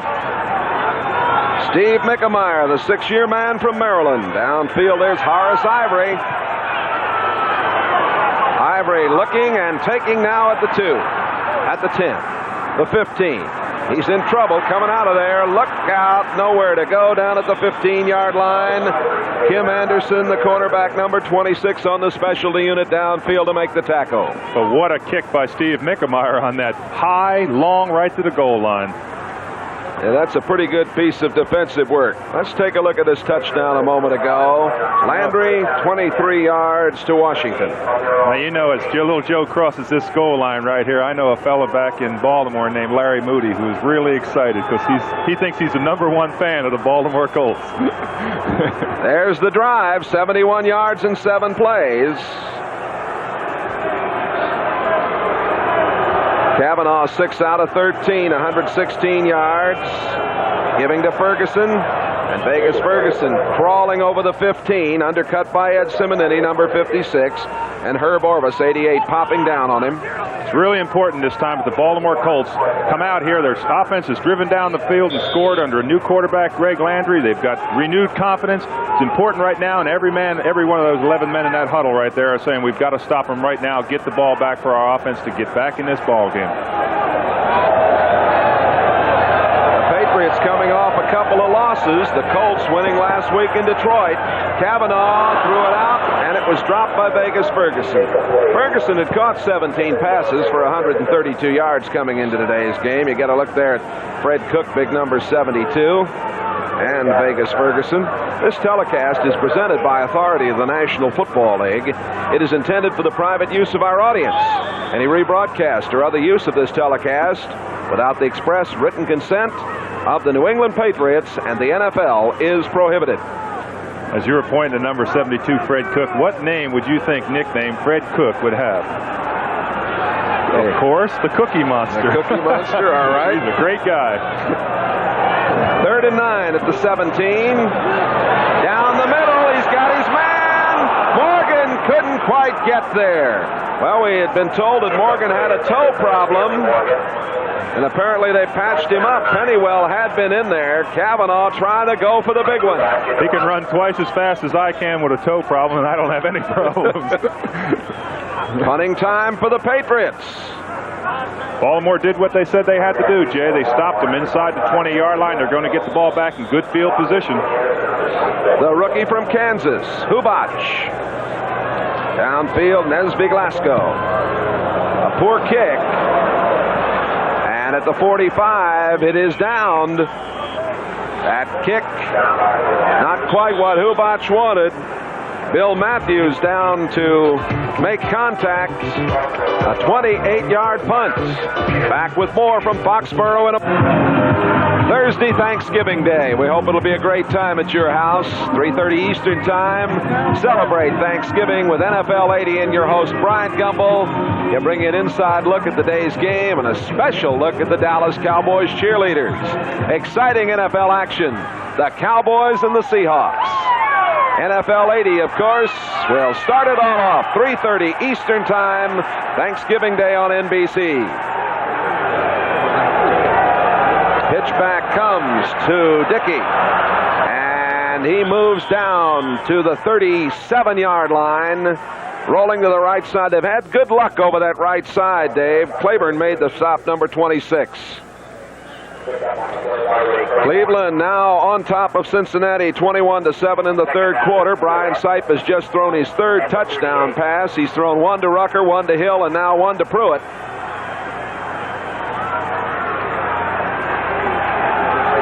Dickey is out of the lineup for Baltimore. He has 48 yards on 11 carries. It's Washington and Sims in the backfield. 2nd down, 4. Complete to the far sideline to Roger Carr. Claiborne on the coverage. There's Carr. Coming into today's game, he ranks 7th in the AFC with 42 catches. Buffalo 14, Pittsburgh 10. They're in the third quarter, and I'll bet old Rich Stadium in Orchard Park, New York is rocking this afternoon. It certainly is.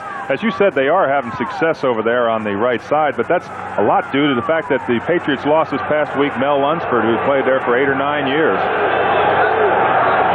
First down at the 32-yard line. Offside, New England, it looked like, and the give to Sims, the big guy. Look at him go. This fella looks like a great prospect to me. I've really been impressed with him. He's so strong. Fox, the safety man, finally brought him down. This guy is 6'4", about 240, and is some kind of performer. He's tough. Offside, defense, 85, decline. Offside against Julius Adams. See Julius, the count. Greg's got great voice inflection there, drawing Julius offsides. And wouldn't you hate to have your name and number on TV when you're offsides? I always hated that when I jumped offsides, and I did a lot. Because I know the players were not real enthralled when the umpires, when we mic'd the referees. I always thought they were going on 2, and they decided to go on 3. 2nd down and 1. Dickey and Sims in the backfield. The give to Dickey, first down and more, all the way down to the 17-yard line. And again, over the right side, it was Rick Sanford, the safety man, number 25, who made the tackle. The Colts controlling this ball game now. 6:40 left in the third quarter. The Patriots are leading 17-7, but the Colts on the move. Jeff Hart's getting great run block against Richard Bishop there. Richard Bishop, of course, was the holdout in preseason. They lost with the loss of Mel Lunsford. He's had to come in. He's been a spot player before, coming in and filling in for Mel. But Jeff Hart's really doing a job over on that right side today. Greg Landry, quarterbacking. Looks like a busted play, maybe. He gets it out to Dickey, and he goes down. I don't know whether that was a play-action fake. If it was, it didn't fool anybody, or whether it was a busted play. Dick Bishop, 64, making the tackle. Well, obviously, it was a broken play because Greg Landry would never throw to I don't believe he would ever throw to Curtis Dickey on the flat like that. That was my feeling, too. But what do you do with the ball if you don't give it to Curtis Dickey? That means Greg Landry's got to run with the ball because your linemen are downfield. He's got to get the ball to Curtis Dickey. Also, because Bert Jones is on the sideline, if Greg Landry decides to run, they could be in trouble with an injury to him. Wonder who would play quarterback. John McCauley. There you go. 5.5 to play. Third quarter. Landry way over the head of Joe Washington. Looked like he was throwing it away. Let's pause briefly now for station identification. This is the NBC television network. Your Colts station in Baltimore, WBAL-TV, Channel 11. Third down and 17. Jay Randolph along with Dave Rowe, Foxborough. Here in New England, where the Patriots have the lead 17-7 with 5:26 left to go in the third quarter. Roger Carr going out wide to the right. The third down conversion statistics. McCauley and Washington in the backfield. Landry straight back. Sets up. Over the middle. Got Joe Washington down to the 20. And he tried to break it outside and couldn't. Hawkins, 59, making the tackle. And the Patriot defense doing quite a job. And we'll get Steve Mickemeyer coming on to attempt the field goal. An interesting statistic about Steve Mickemeyer as he comes in here for the field goal. He's made 10 of 18, but 7 of those misses that he's had have been over 44 yards. And in all fairness to Steve, the statistic doesn't show that he is a good field goal kicker. This is going to be about a 40-yarder. Greg Landry will hold. 40-yard field goal attempt by Steve Mickemeyer. Low and wide to the left. He didn't get the foot into it. A swift kick. He just didn't get it. Never had a chance. 4:36 remaining, third quarter. Timeout here in Foxborough. The Patriots continue to lead it. 4:36 remaining, third quarter. Timeout here in Foxborough. The Patriots continue to lead it 17-7. An end zone view of Schaefer Stadium, Foxborough, Massachusetts.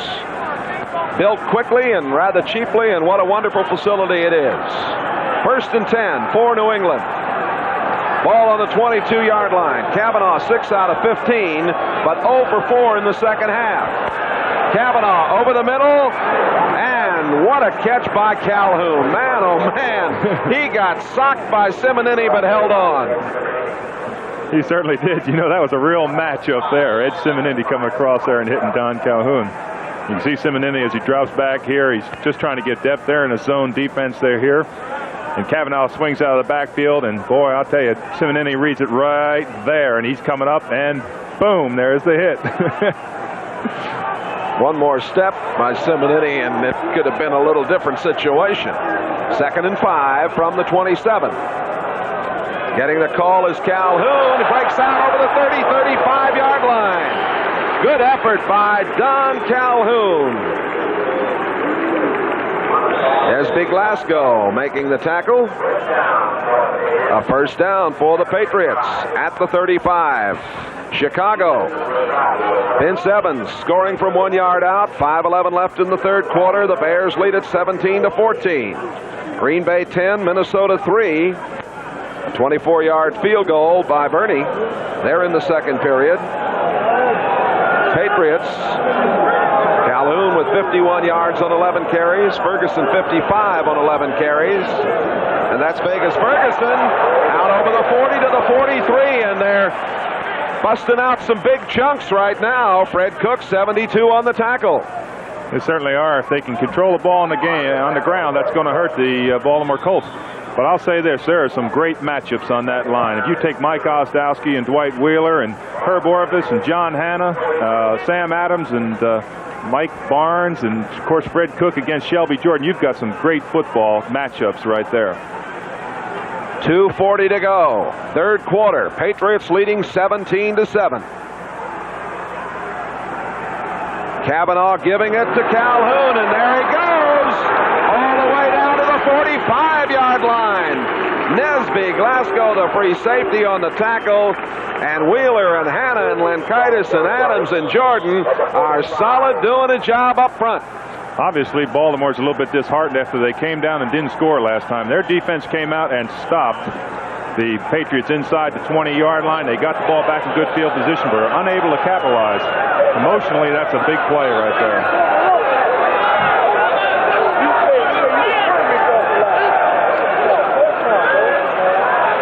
Rolling out, Kavanaugh at the 40, out of bounds. Take a look at the standings again. We've discussed along the way what this game means. Buffalo playing Pittsburgh, leading that game, but it's still very much up for grabs. 14-10 was the last score. Buffalo leading it. New England 7-4, Baltimore 6-5. Oh, this is really an important game. It's kind of a two-game swing when you're going head-to-head like that. Very true. Compared to what would happen in Pittsburgh if Buffalo is to lose, this could be a very pivotal game as far as who's going to make the playoffs in the AFC East. A minute and 50 to play in the third quarter. Second down and 4 at the 39. Calhoun again, and short of the first down. Ed Simonini gets his number called one more time. Simo's had one game versus Pittsburgh. He had 17 tackles against the Pittsburgh Steelers, and that's quite a tribute for anybody. Simonini getting up a little slowly there. He's all right, though. Well, he doesn't have to get up very far. That's it. Well, he is a solid, tough guy. He's going off now, and they put the prevent defense in there, the extra backs. Third down and 4 at the 39. Shotgun again for New England. Oh, look here. Calhoun, first down at the 30. Down to the 20. A delay out of the shotgun. A little shovel underneath. Pickup of 21 yards. I like that. Certainly was effective as the Baltimore Colts. They were thinking pass all the way, trying to get that rush. Kavanaugh right here, everyone thinks he's going to pass the ball. He delays and hands from back underneath, as Kenny Anderson used to do for Cincinnati. And, of course, Calhoun's broken up through the secondary there. We see this is a heck of a hit right here. I'd hate to come up as a defensive secondary man right there and try to hit him. There's Big Glasgow and Kim Anderson. Calhoun now 86 yards, 14 carries. Tatupu, number 30, is in there now with Vegas Ferguson. That's Ferguson. And Ferguson getting to the 18-yard line, spun out of bounds by Simonini and Laird, 56 and 40. Well, we've talked about the importance of this game. Let's look at the games remaining, because there's some important situations there. The Colts have Buffalo, of course, in the conference, and then are at Cincinnati, Miami, Kansas City to finish things up. Now, New England is at San Francisco and at Miami. And then they have Buffalo here and are at New Orleans. Looking on paper, you'd have to say the Patriots have a little bit easier schedule. 2nd and 9 at the 18-yard line. Play action fake. Kavanaugh stepping up, throwing. Oh, he overthrew the tight end, Francis, down at the 12-yard line. Pretty good pressure by Sanders Shiver there against Francis. We've got a quarterback view. Our director, Andy Rosenberg, bringing you the sights and sounds of the NFL today. You can imagine this is what Cavanaugh is looking at as he turns here and faces the pressure from Mike Barnes, 63 from the outside. But watch the shot right here by 54 as he comes into your picture right there, Russ Francis. Boom. And Colonel just stands over top of him, and Russ just hops up and walks back to huddle. There's who you mold every tight end after in the National Football League. Russ Francis. Got all the gifts that you could want. He's a horse. The shotgun again, 3rd and 9 at the 18. Cavanaugh standing in there, throwing to the far side. At the last second over there, Ricky Jones, one of the extra linebackers, just tipped it away from Andy Johnson, the intended receiver. And we're going to get a look at John Smith now for a field goal try. They say this is how you meet a cheerleader right here at 51. He goes out and he grabs his. He picks out the one he wanted. I don't think she knew he was coming.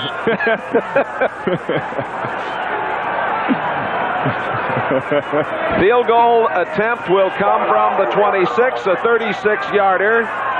Cavanaugh will hold. Smith is 8 for 10 on field goals of 30 to 39 yards this season.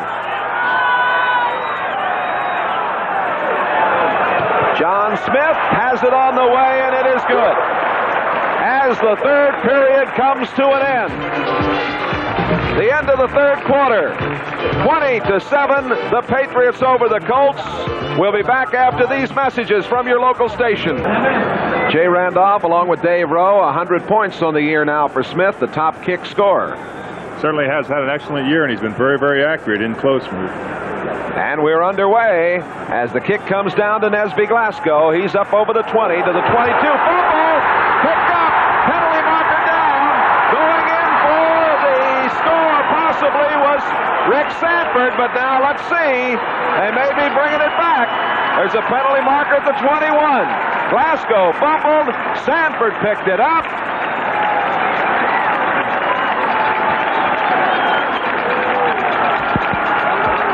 Flipping. Touchdown. Flipping was the call. It's a touchdown for the Patriots. And boy, that is a big, big play.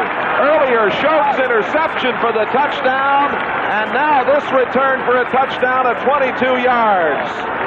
Two very big plays in this second half. Let's watch it again.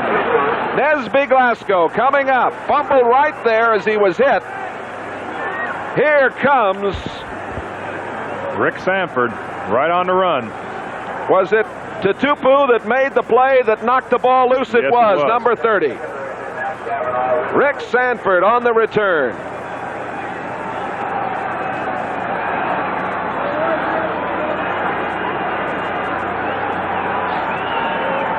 Well, Smith will have a chance to get another point right now.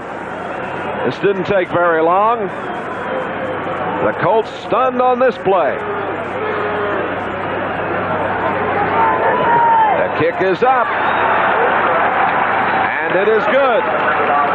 14:49 to play in the game. 27-7. The Patriots lead the Baltimore Colts. Well, as we look at the New England Patriot cheerleaders, we can tell you a penalty has been assessed against the Baltimore Colts of 15 yards. Apparently it occurred for the infraction when the ball was fumbled and Sanford ran it in. So here's the kick from the 50-yard line, and it will not be returned. Dave, the turnovers have been a key factor here. Now we've got a little set two on the field down at the 20-yard line. There we've got Sanford, Tutupu, and the Colts, number 52, Ed Smith. And the officials stepped in and handled it very quickly. Dave, what I was about to say, the turnovers are the key here in this second half. Turnovers, 3 for Baltimore, 2 for New England. Vern Marshall, the line judge, was the peacemaker down there for the officials. There is Mike McCormick, and the turnovers, as we say, have hurt. 2, an interception and a fumble, both returned for touchdowns, Schote and Sanford. Well, one of my great coaches, John Madden, told me that in a game there are 4 or 5 plays that determine it, and of course they've gone against Baltimore today. It's been really hurting Baltimore. A little delay going off to Dickey. Dickey at the 25, 30, 35, and way out to the 38-yard line. First down. Curtis Dickey, the rookie, having a fine afternoon, picking up 18 yards. Tackle made by Zamberlin along with Fox. Curtis Dickey certainly does have the speed. As we said earlier, he is the fastest man to ever play in the National Football League with the speed he has. And he gets outside, he knows what to do. You can see Roger Carr trying to get a block there, too, 81. Dickey has 73 yards on 13 carries. The Patriots with 16 first down. The Colts with 11. Landry, lots of time over the middle. He completes it to Marvin Sims. Sims is tough to bring down. He's at the 43-yard line. Steve Nelson put the clamps on him. Also number 54, John Zamberlin. Philadelphia leading Oakland now. They're in the third quarter. Tony Franklin's 51-yard field goal has broken a scoreless tie in that one. There's that Buffalo score. And Buffalo leading the AFC East and leading Pittsburgh. Cleveland putting it on Cincinnati now, 28-7.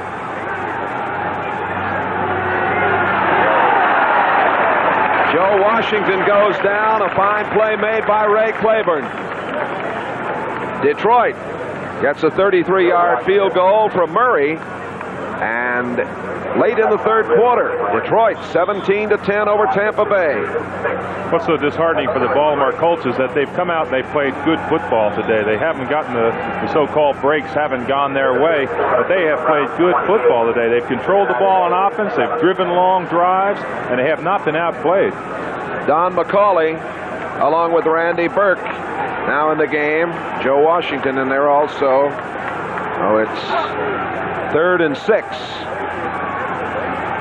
Landry in trouble, rolling out on the run. Got the first down at midfield, still going, and a first down all the way down to the 43-yard line of the Patriots. Nice job by the veteran quarterback. 14-yard pickup. Ray Claiborne popped down on him.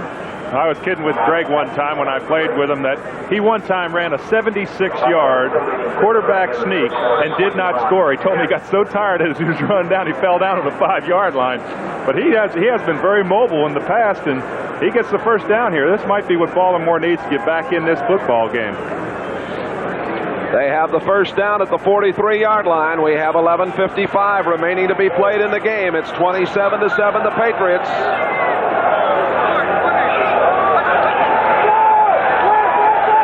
To the far sideline and out of bounds at the 35-yard line. It was Roger Carr on the reception and Mike Hayes, number 40, on the tackle. Yeah, as we look out across the stadium here and see beautiful New England, did you know that the 4 Patriots that took a little tour of New England today were Lyle Blackwood and... there were 4 Colts, weren't there? I'm sorry, 4 Colts. Yeah, right. I heard a little something about that story. Somebody took a wrong turn to somewhere. Yeah, Lyle Blackwood and George Kuntz, Jeff Hart, and the trainer, John Lopez, took about a 60-mile ride and were about 15 minutes before game time they got there. Second down and 1. Landry going long, and it is incomplete.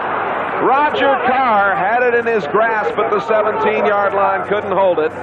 Tim Fox back there on the coverage. We've got an isolated view of Roger Carr out of Louisiana Tech, a number 1 draft choice. Maybe he should have caught this ball. This is a hard pass for Greg Landry to throw. As we can see, they drop in the zone coverage here. He's got to throw over the linebackers, 54 there, and drop it into Roger Carr before the secondary. He leads it in there. Perhaps Roger should have had that catch, but he's had 42 or 43 great ones this year, and he is leading the Colts, and he's on to supposedly a Pro Bowl year because he's going to beat his career best. Double tight end arrangement, 3rd down and 1. They give it off to Sims, and he's got the first down. I'll tell you, if you need a yard or two, that guy seems to be able to get it. He's strong. Steve King, the right outside linebacker who's playing for Rod Schote. Schote, who intercepted earlier and scored and has had the pinched nerve and the shoulder problem, is just coming back in now. Schote 56, King 52. 11 minutes and 10 seconds remaining to be played. The Patriots 27, the Colts 7. Penalty markers go down. Illegal procedure, Baltimore. Baltimore that time went from an up stance, quick snap on the play, and evidently they start off a little bit too early. Wade Griffin, the left tackle, who is having an outstanding year. They say he is probably the best offensive lineman as far as coming off last year and doing that much better than he played last year. He's really having a great year, Wade Griffin. Griffin, number 69, signed as a tight end originally. Certainly was. You know, the thing about Baltimore that's so interesting is that they're only a couple players away from really being a top ball club, being back in the form of the 70s when they were so successful. They were 5-11 in '79. 6-5 coming in here today. 1st and 15 after the penalty. Landry steps, throws, completes it out to Reese McCall. McCall hit at the 28-yard line by Steve Nelson, number 57. McCall played at Auburn. Number 1 draft choice in '78. Making the stop. 2nd down and 6. Greg really doesn't get this ball. He has to step up and he's off balance, but he's got enough arm to get the ball out to Reese. And as Reese turns, where he could have probably picked up a little bit of yardage, he lost it on the AstroTurf. The turf being the fact that they don't play on AstroTurf in Baltimore. They never practice on it, so it is a different surface for them. 2nd down and 6 at the 28-yard line. Sims and Dickey in the backfield. Dickey at the 25, at the 20, the 15, the 10, the 5, touchdown Baltimore. Great block by Bob Pratt, number 61. 28-yard touchdown jaunt. And Curtis Dickey has his 7th touchdown of the season. As we said earlier, Robert Pratt, number 61, is perhaps one of the most underrated guards. He, along with Ken Huff, don't get the justice that's really due to them. Robert Pratt is out leading this play, and he's 15 yards downfield in front of Curtis Dickey. And we've already talked about the speed of Curtis Dickey. We can see 61, and Curtis Dickey has just gone over 101 yards, 14 rushes for 101 yards, and that's the first 100-yard rushing game this year for the Baltimore Colts. And New England Patriots have not had one yet. Steve Mickemeyer puts it through, and boy, those 2 turnovers for touchdowns, Schote and Sanford scoring off interceptions and fumbles are the difference here. 27-14, the Patriots. Steve Mickemeyer ready to kick off. Horace Ivory ready to take it. Here we go. A lot of time left, 10-10 to play. Short kick. Ivory coming up, got the wedge in front of him. He gets to the 20, steps through at the 30, at the 35, the 40, and he almost broke it. Making the play over on the far side. Desby Glasgow, that's the 2nd time he's saved on a big play. Certainly is. As is true with a lot of kickoffs when they're real high and short. The offensive wave, the defending wave comes down, they get into a pile and they're right there, and if you just get a seam as he does there, he's off into the secondary. Steve Mickemeyer plays this really well too because he channels him into the sideline, doesn't allow him to cut back upfield, and that perhaps saved about a 75-80-yard run. Well, it was a fine return, 32 yards, and they set up shop at the 46, leading 27-14. Vegas Ferguson couldn't get outside that time. Bruce Laird going over, and Laird has given his all this afternoon. He certainly has. He was injured earlier and has come back, and he is one of the leaders in their secondary. 2nd down and 9 at the 47. That recent score by Baltimore really gives that emotional lift back to the defense. They just say if we can hold them, perhaps we can get back in this ball game. We're only 2 scores down, and there sure is a lot of time left. 10 minutes is enough time to score several touchdowns. Coming up after this game, of course, we'll bring you up to date on all the action with the NFL report. 2nd down and 9. Play action. Cavanaugh throwing over the middle, complete. And down goes Don Calhoun, short of a 1st down right at midfield. Ed Simonini made the play, and we've got an isolated view of this talented linebacker for you coming right here. As Simo drops back, he's reading run and start. Now he starts getting his drop back into his zone. They're in a zone coverage. And again, he starts to hold up there because he sees Calhoun coming into his picture, comes back up, makes a tackle for about a 5-yard gain. But the important thing about Ed Simonini is that he's continually in the ball game. He knows what's going on all the time. Well, he's out of the ball game right now. The Colts go to that prevent defense, 3rd and 5, shotgun for New England. This is a big play if the Colts can stop them. Cavanaugh has time. He throws, and it is complete. First down at the 33-yard line. Andy Johnson, the Georgia boy, making the catch. Ricky Jones, 51, the linebacker, made the tackle. 16-yard pickup. As we watch Andy Johnson come out of the backfield here, probably the hardest coverage for a defensive man to cover is one-on-one with the back as a linebacker. They don't have the cushion that a defensive back has, meaning that the cushion, the distance between them. They have to pick him right up out of the backfield, and he knows where he's going. The defensive linebacker does not, and I'll tell you, it's a real foot race. 16th catch of the season for Johnson, a big one, first down. Cavanaugh, 9 out of 20. Ferguson down to the 28-yard line. The clock running with 8:10 to play in this game. Barry Krause, 55, making the tackle. Patriots leading 27-14. Buffalo 28, Pittsburgh 10. And the Buffalo Bills get a Joe Ferguson to Reuben Gant touchdown. 12, let's see, there are 12 minutes and 23 seconds left in the fourth period now. But Buffalo is leading by 18.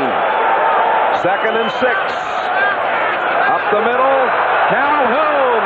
First down at the 20-yard line. The Patriots now leading 27-14. Controlling this game with 7.5 to go. Penalty marker down. Might have been a late hit there. Referee Pat Haggerty. Unsportsmanlike conduct, number 40, defense. Unsportsmanlike call against Bruce Laird. That's surprising. Bruce, as he comes up here and fills the hole.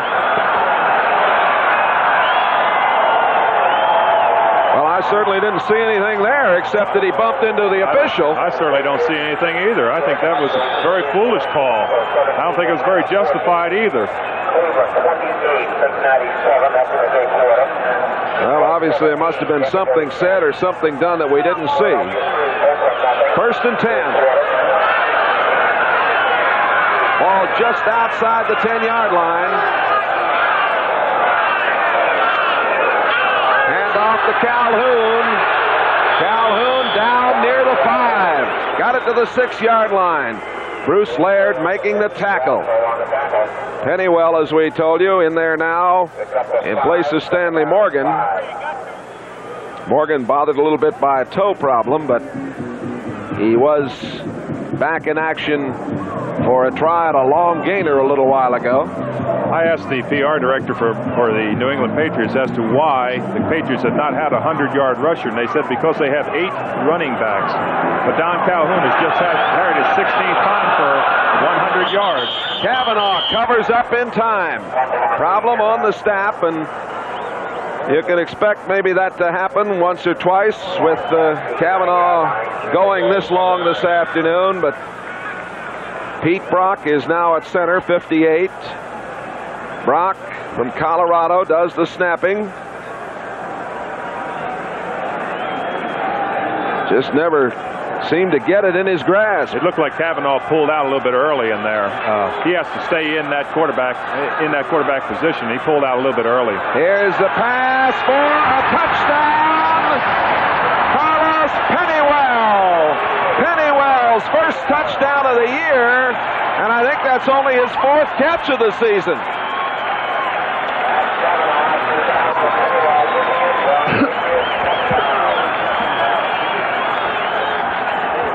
First time Pennywell's been in a game in about 4 weeks, and he gets the touch. And boy, that puts the icing on the cake a little bit. He beat Larry Brazil, the cornerback.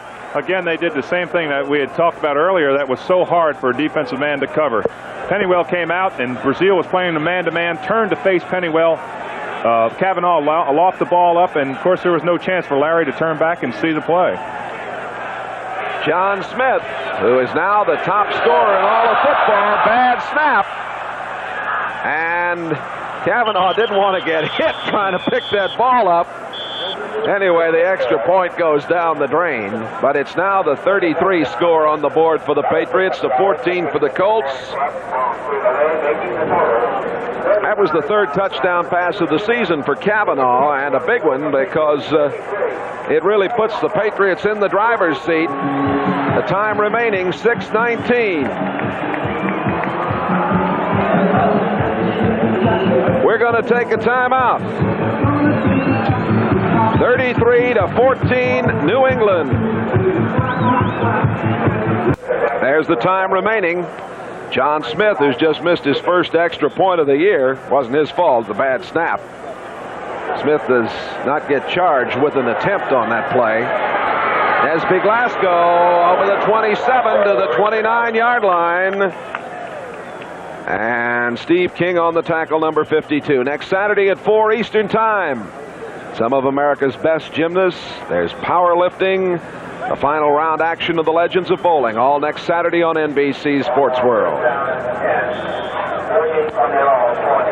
The Colts will operate from their own 29-yard line with 6:09 remaining. They're down 33-14.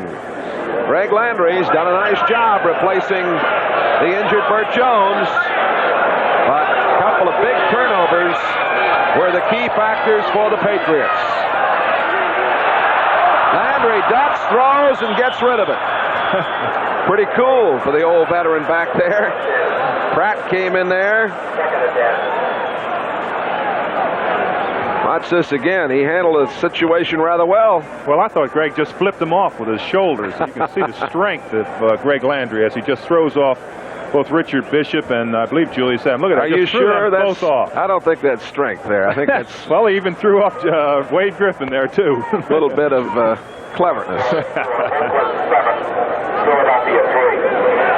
Oakland 7, Philadelphia 3 in the fourth quarter. Landry 11 out of 17 for 100 yards. The one touchdown.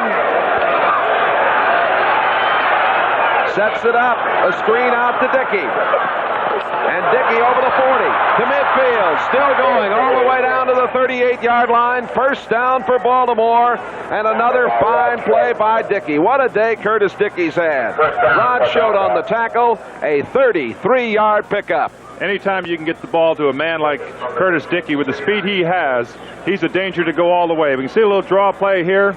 Trying to draw the action, flips the screen to Curtis Dickey, and you can see he knows what to do. He breaks a couple tackles, which is not really common for a speedster. Usually when they get hit, they go down, but boy, he got downfield in a hurry.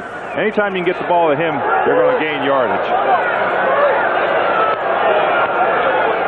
Handoff going to Marvin Sims, who is in there playing for Cleveland Franklin, who has been missing much of the afternoon after being shaken up in the first half. Atlanta 21, Chicago 17. Bartkowski to Jenkins, a 42-yard touchdown pass. They have 14 minutes left to play in that game. Here we have 4 minutes and 50 seconds remaining.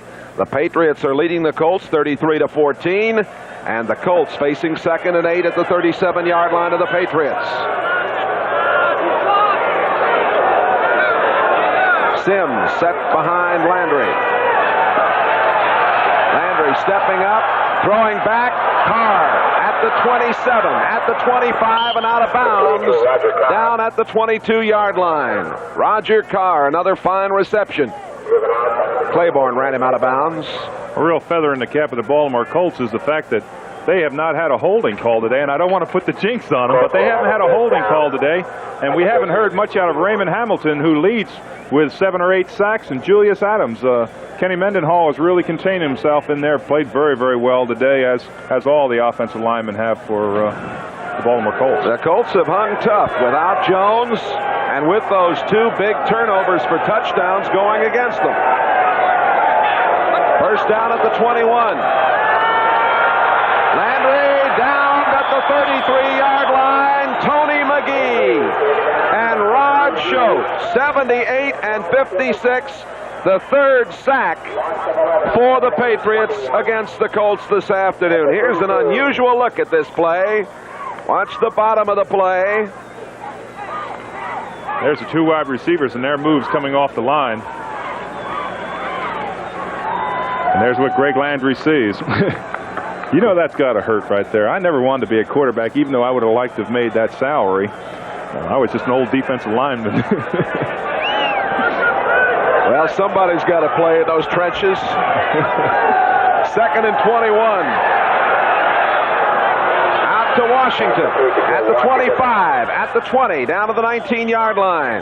Taken down by Bill Matthews. Bill Matthews, 53 on the tackle. You're talking about Dickey. He's got 101 yards on 15 carries, 38 yards in passing on 3 catches, 139 yards on the day for Dickey. He certainly has been productive. Greg Landry took a whale of a shot that time. Again, they're trying to slow down the rush of the New England Patriots, and he's dropping off a lot of screen passes, and he's taking a whale of a shot. Bert Jones out of the game. There's Ron Earhart. He's kind of a player's coach. 2nd season as the head man here. Players like him. Yes, they do. Very, very popular. 3rd and 8 on the 19. McCauley's in the lineup for Baltimore. They're blitzing. He got it away. McCauley got to it. They beat the blitz. McCauley out of bounds at the 3-yard line. Oh, they beat the blitz. That is so typical of Don McCauley right there. He's done that for 10 years coming out of Carolina. He's been the 3rd down play man for the Baltimore Colts for year after year. Ground level look. Landry does a superb job. There comes Sanford. Beat the blitz. McCauley does a good job getting to it, Dave. Yes, he does. I'll tell you, on 3rd down, I'd put my money on Don McCauley anytime. He's that type of player. He's continually come up with a 3rd down, whether it be running or passing. Well, the Colts are knocking on the door with 3 minutes left to play. Mike McCormick.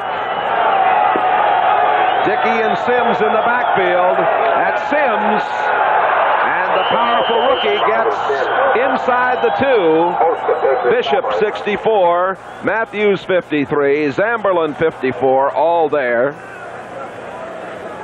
As we said earlier, Jay, the Baltimore Colts have not quit. They've come out to play football, and they are playing good football. And they're playing against an excellent football team. This is a whale of a ball game, as we said in the beginning.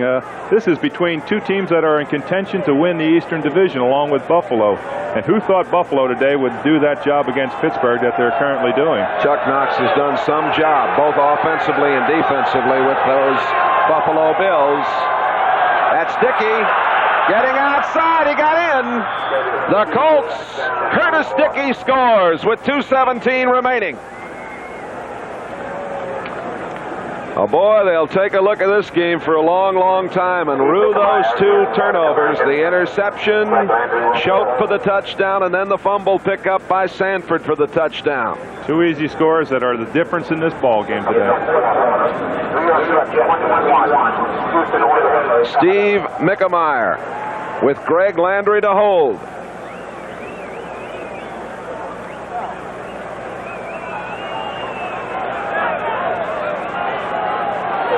The kick is on the way, and it is good. 2:17 left to play. Patriots 33, Colts 21.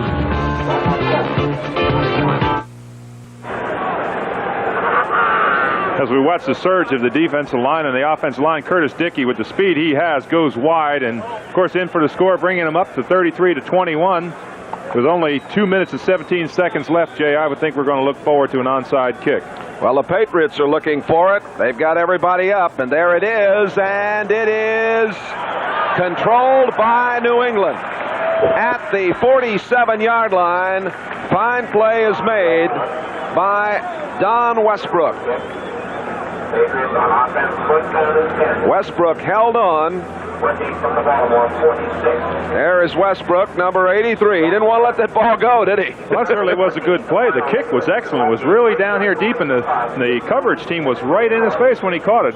Westbrook going to stay in the game, number 83. He is a 4-year man, a free agent who originally was a Baltimore draft back in '75.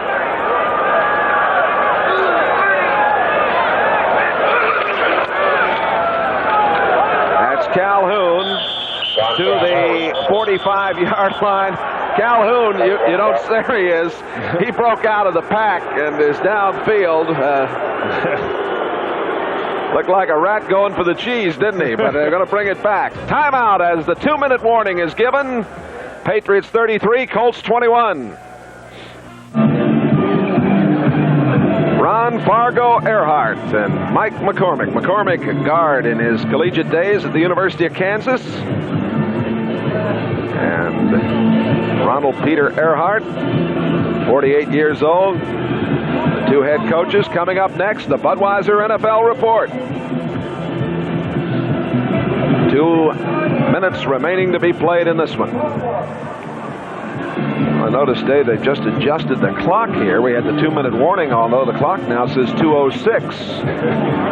There is a change on the clock. That was not the 2-minute warning, apparently. There was a problem. So we still can look forward to the 2-minute warning, which means we'll probably have a chance to get in another commercial. No, we're not going to do that to you.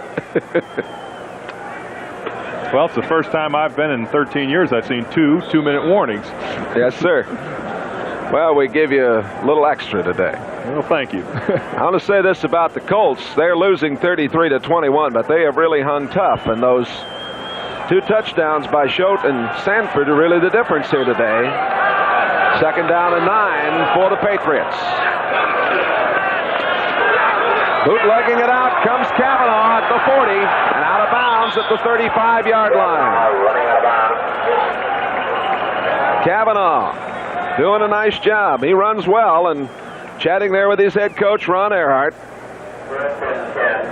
His running ability has stood him in very good stead here today. Well, he's very, very similar to Steve Grogan in that respect, in that he's very, very mobile. And when Steve Grogan is well, that's what he does. And that puts a tremendous amount of pressure on your secondary, and it puts a tremendous amount of pressure on your defensive lineman. He's got 5 carries, 36 yards, and my math's not bad. That's a little bit over 7 yards a carry. And he's done some excellent scrambling, too. Yes, he has. First down at the 35.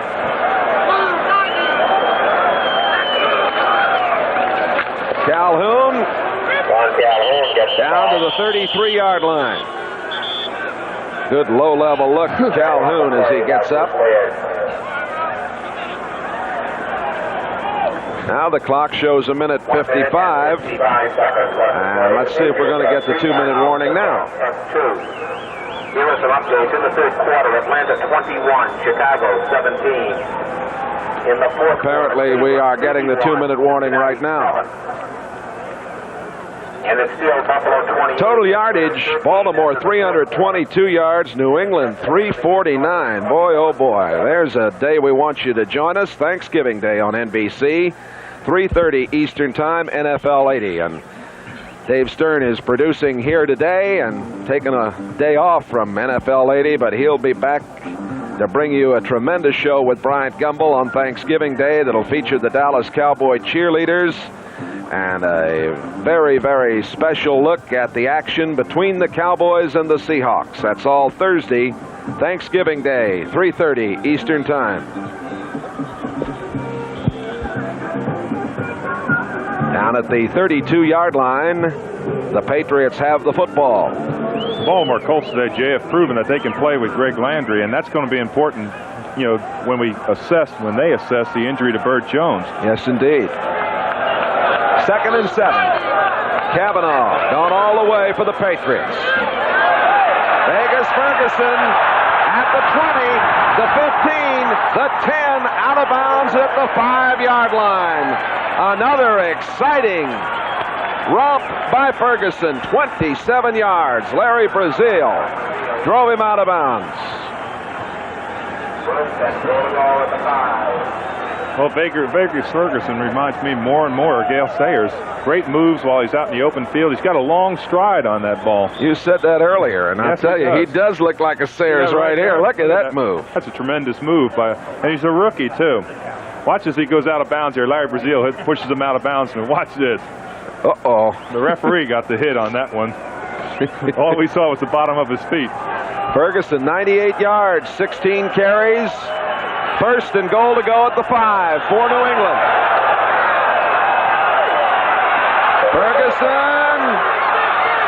Whew. Tough going. Mike Barnes finally brought him down. And Ferguson really took a shot. Getting up slowly, but he looks to be all right. There is Barnes, who played at Miami. He leads the Colts in sacks with 8 coming into today's game. Old Mike, he was the NFL's most valuable defensive lineman several years ago. Won the Mack Truck Award for Defensive Player of the Year. Colts now have called a timeout. Baltimore is not going to quit in this game, and that's one thing they can be proud of. They've played hard. They've played well.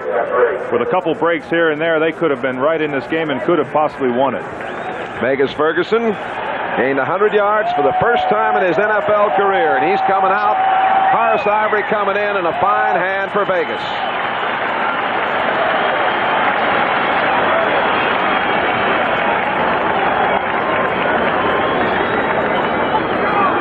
That's a happy bunch of Patriots. I'll bet they'll be watching on Thanksgiving Day. Remember, it's the Seahawks and the Cowboys for you. And NFL 80 will kick it off with Bryant Gumbel at 3:30.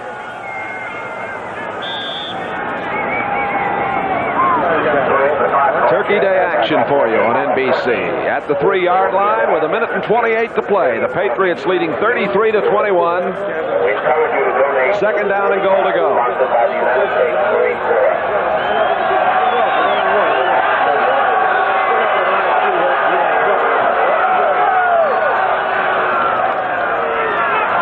Calhoun, touchdown!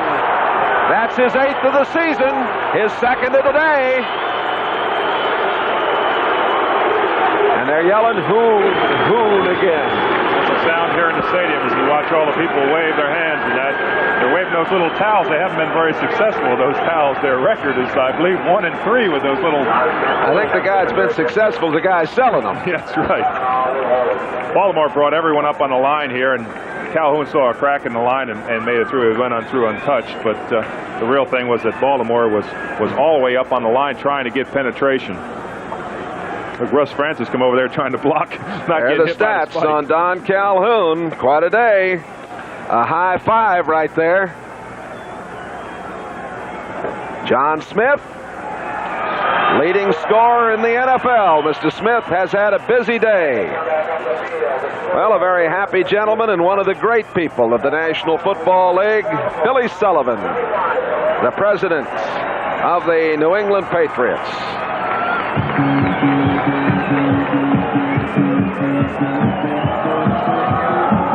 Had a nice chat with Mr. and Mrs. Sullivan this morning, and they're very fine people indeed, and I know they've got to be pleased that after a couple of losses, their club has come back and performed so well before this sellout crowd here today. Well, Baltimore, New England has got an awful lot of bad news about them folding this late in the season, but they're really in contention. Some of the newspaper guys, I guess, were trying to get off the bandwagon in the last couple of weeks. Not Ron Hobson, of course, who's here in the booth with us with this great crew. George and all the guys here, thanks so much for a tremendous job of support help today. It's always a pleasure to come to Foxborough. Well, that was a 10-gallon hat. That was more than a 10-gallon hat. The kickoff, Nesby Glasgow? No, it was Kim Anderson in front of Glasgow at the 15. Fumble! Picked up! Here we go again! Alan Clark goes in! Oh, boy, what a day. A 15-yard return, another turnover, another touchdown. Schultz, Sanford, and Clark all with turnovers and touchdowns on the day. Patriots now 46-21. Well, the score certainly is no indicativeness of the game. This has been a hard-fought game. This is just a mistake on Kim Anderson's part. He didn't put the ball away, and consequently it cost him 7 points. Those 3 breaks that you mentioned, Jay, in the game is a toss-up game, as we've said all along. It seems like when it rains, it pours in a situation like this. This is their high point total of the season. It scored 37 against Seattle. Of course, Smith's had a workout. Here we go again.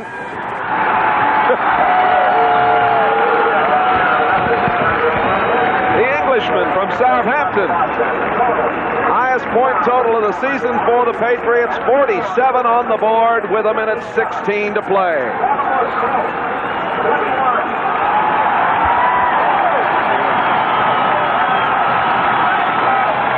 Scored 51 points here last year against the Baltimore Colts. Did the Patriots. Let's see, 51 and 47. That's got to be 98 in 2 games, doesn't it? Even the way I balance my bank book.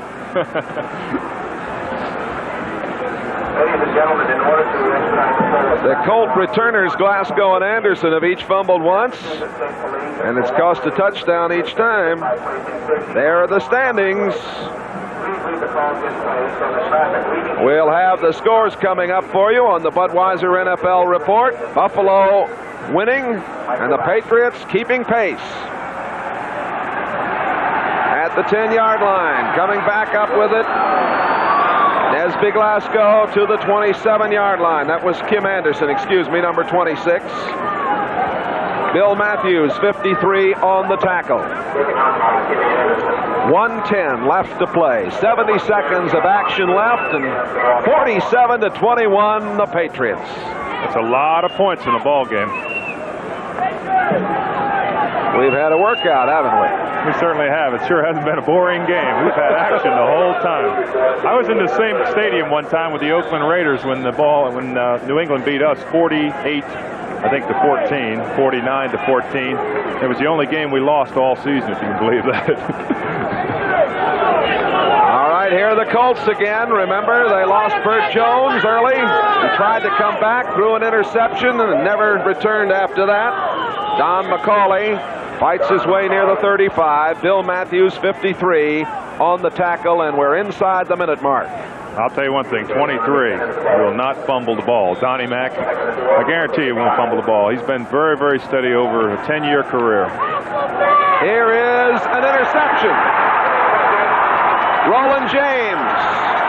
James at the 47-yard line. His second or third interception of the year. Earlier got a touchdown on an interception earlier in this season. Pass was intended for Joe Washington. It popped off his hands. Well, like I said, it rains, it pours. I'll tell you, the Patriots have had it go their way in this second half. The 5th Baltimore turnover. 3 of them have been for touchdowns. Ken Huff making the tackle. The Patriots leading 47 to 21. 41 seconds remaining to be played.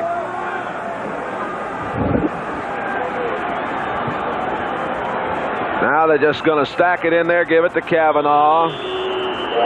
The fans want some more points. Those that are still here, they're not satisfied.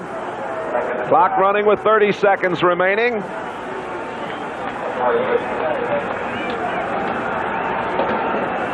We're down to 20 seconds. They're walking off. That's going to do it. Kavanaugh took over, went all the way for Grogan, who couldn't go today because of the sore knees. Calhoun and Glasgow exchanging pleasantries. Kavanaugh up the chute with a big victory today for the Patriots.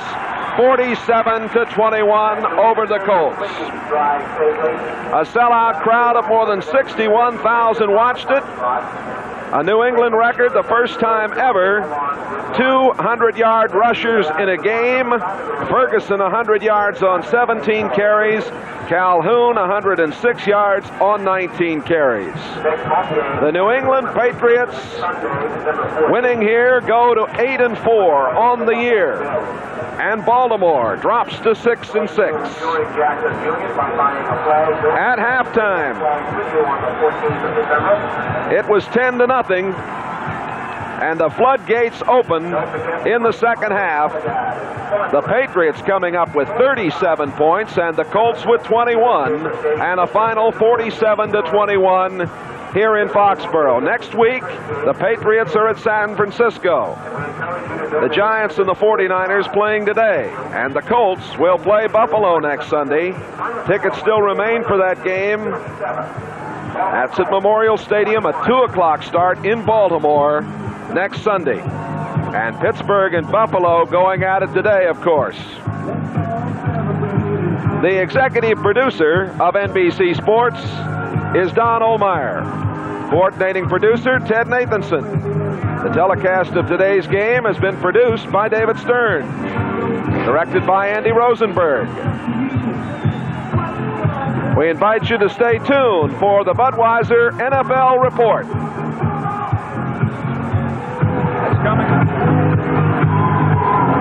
1,000 wending their way from Foxborough and Schaefer Stadium as nightfall begins to come to us here in New England, where the Patriots have won it 47-21. We'll run down some scores. We can tell you that Pittsburgh has been beaten, so Buffalo remains ahead by 1 game over New England in the AFC East. The fans beginning to pour out of the stadium. Not many are left now. Let's tell you about the Philadelphia-Oakland action. Wilbert Montgomery has scored on a 3-yard run with 2:56 left in the fourth quarter, and it's Philadelphia 10-7 over Oakland. Buffalo 28-13. Now that is a final score. We got word just moments ago. We can update that for you. 28-13, Buffalo has beaten the Steelers. In the Jets-Houston action, 21-14. They have 7:20 left to play in the fourth period. Kenny Stabler to Billy Johnson, a 6-yard pass. Earlier he'd thrown to Barber, but the Jets are still leading at 21-14. They were on top 21-0. In the Cleveland-Cincinnati action, the Browns were down early 7-0, but Sight threw touchdown passes to Rucker, Hill, Pruitt, and Feature, and it is now 31-7. They have 7 minutes left in the third quarter, and the Browns seem to have that one in hand. In the Atlanta-Chicago game, 21-17 Atlanta. Last score there was Bartkowski to Jenkins, 42 yards. They have about 14 minutes left in the fourth quarter there. A final score, Detroit coming back with a big win, 24-10 over Tampa Bay. That is a final. And St. Louis, 10-0 over Kansas City. An O'Donohue field goal and an Anderson run, the scoring in that game. Green Bay 16, Minnesota 13. There in the third quarter. Ted Brown has just scored on a 5-yard run, and that for Minnesota gave them 13. It is Green Bay 16, 8:14 left in the third period. And we're going to show you the touchdown that got things started early in the game. Calhoun, Vegas Ferguson on the block. Calhoun stepping outside, scoring from 2 yards out. That came at 56 seconds left in the first period. It was the first of many scores for the Patriots, who won it here 47-21 over the Colts. We'll be back with more about today's pro football action in just a moment. Once trailing at Shea, 21-0. The Oilers have come roaring back.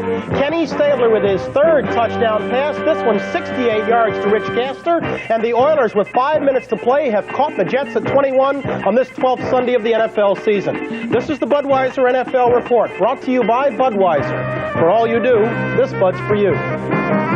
Hello again, everyone. Brian Gumbo welcoming you back to our NFL 80 studios in New York. This is Sunday number 12 this NFL season, a Sunday of many surprises. The Steelers, as you know, upset by the Bills. Some might not call it an upset. For a time today, it looked like the Houston Oilers were going to be upset by the New York Jets. But as you just saw, the Oilers have come roaring behind to catch the Jets at 21. That ball game still has about 4.5 minutes left to play.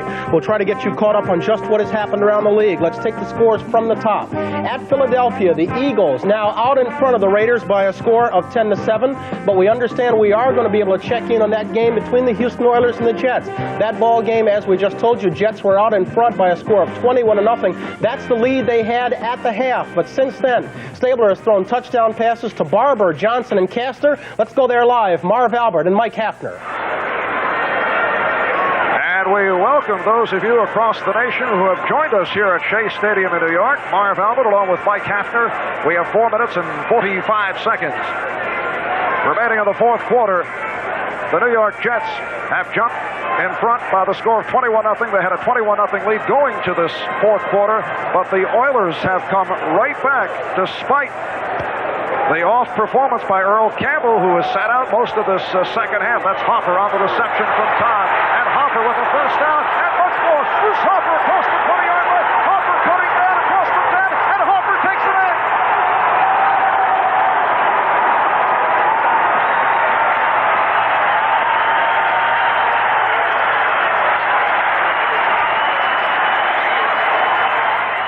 That's what we call timing. The Jets, pending the extra point, have moved ahead of the Oilers by a score of 27-21. Still about 4 minutes left to play in that ball game. Okay, let's go back to the top, get you caught up on what's happening on this 12th Sunday. At Veterans Stadium in Philadelphia, the best of the AFC, 8-3 record belonging to the Raiders, and a 6-game winning streak against the Eagles, 10-1 record in the NFC, and a 7-game winning streak are meeting right now. That ball game's in the fourth period. Philadelphia out in front of Oakland by a score of 10-7. And as some of you just saw, the Buffalo Bills extended their record to 9-3. They turned back the Pittsburgh Steelers and halted their winning streak at 3 games.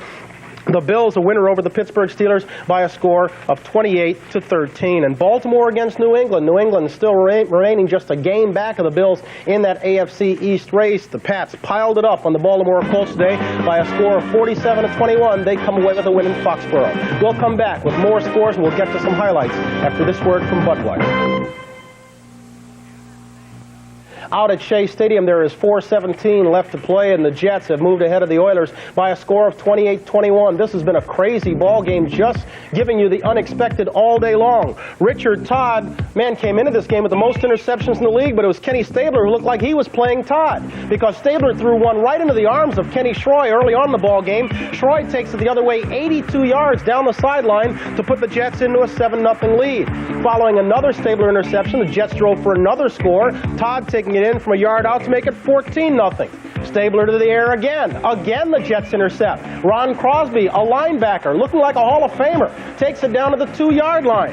A play later, Kevin Long runs it in. And when they broke for intermission, it was the lowly Jets who were ahead of the Oilers by a score of 21-0. But late in the ball game, Stabler, touchdown pass to Mike Barber of 6 yards. After the Oilers got it back, he went the other way for another touchdown pass. It was set up this way. And then after the Oilers had caught on a 21, this was the play you just saw. Richard Todd completing one to Harper right here. Touchdown for the Jets. With the extra point, Jets have moved ahead of the Oilers by a score of 28-21. That little gap there, Stabler had thrown touchdown passes to White Shoes Johnson, also to Rich Casper to make that a 21-all ball game. Cleveland Browns figure to be tied for first place if the Oilers cannot come back against the Jets. Sipe and the Browns jumped all over the Cincinnati Bengals today, 31-7. Forget it if you were expecting them to let down between the Steelers and the Oilers, who they have next week, because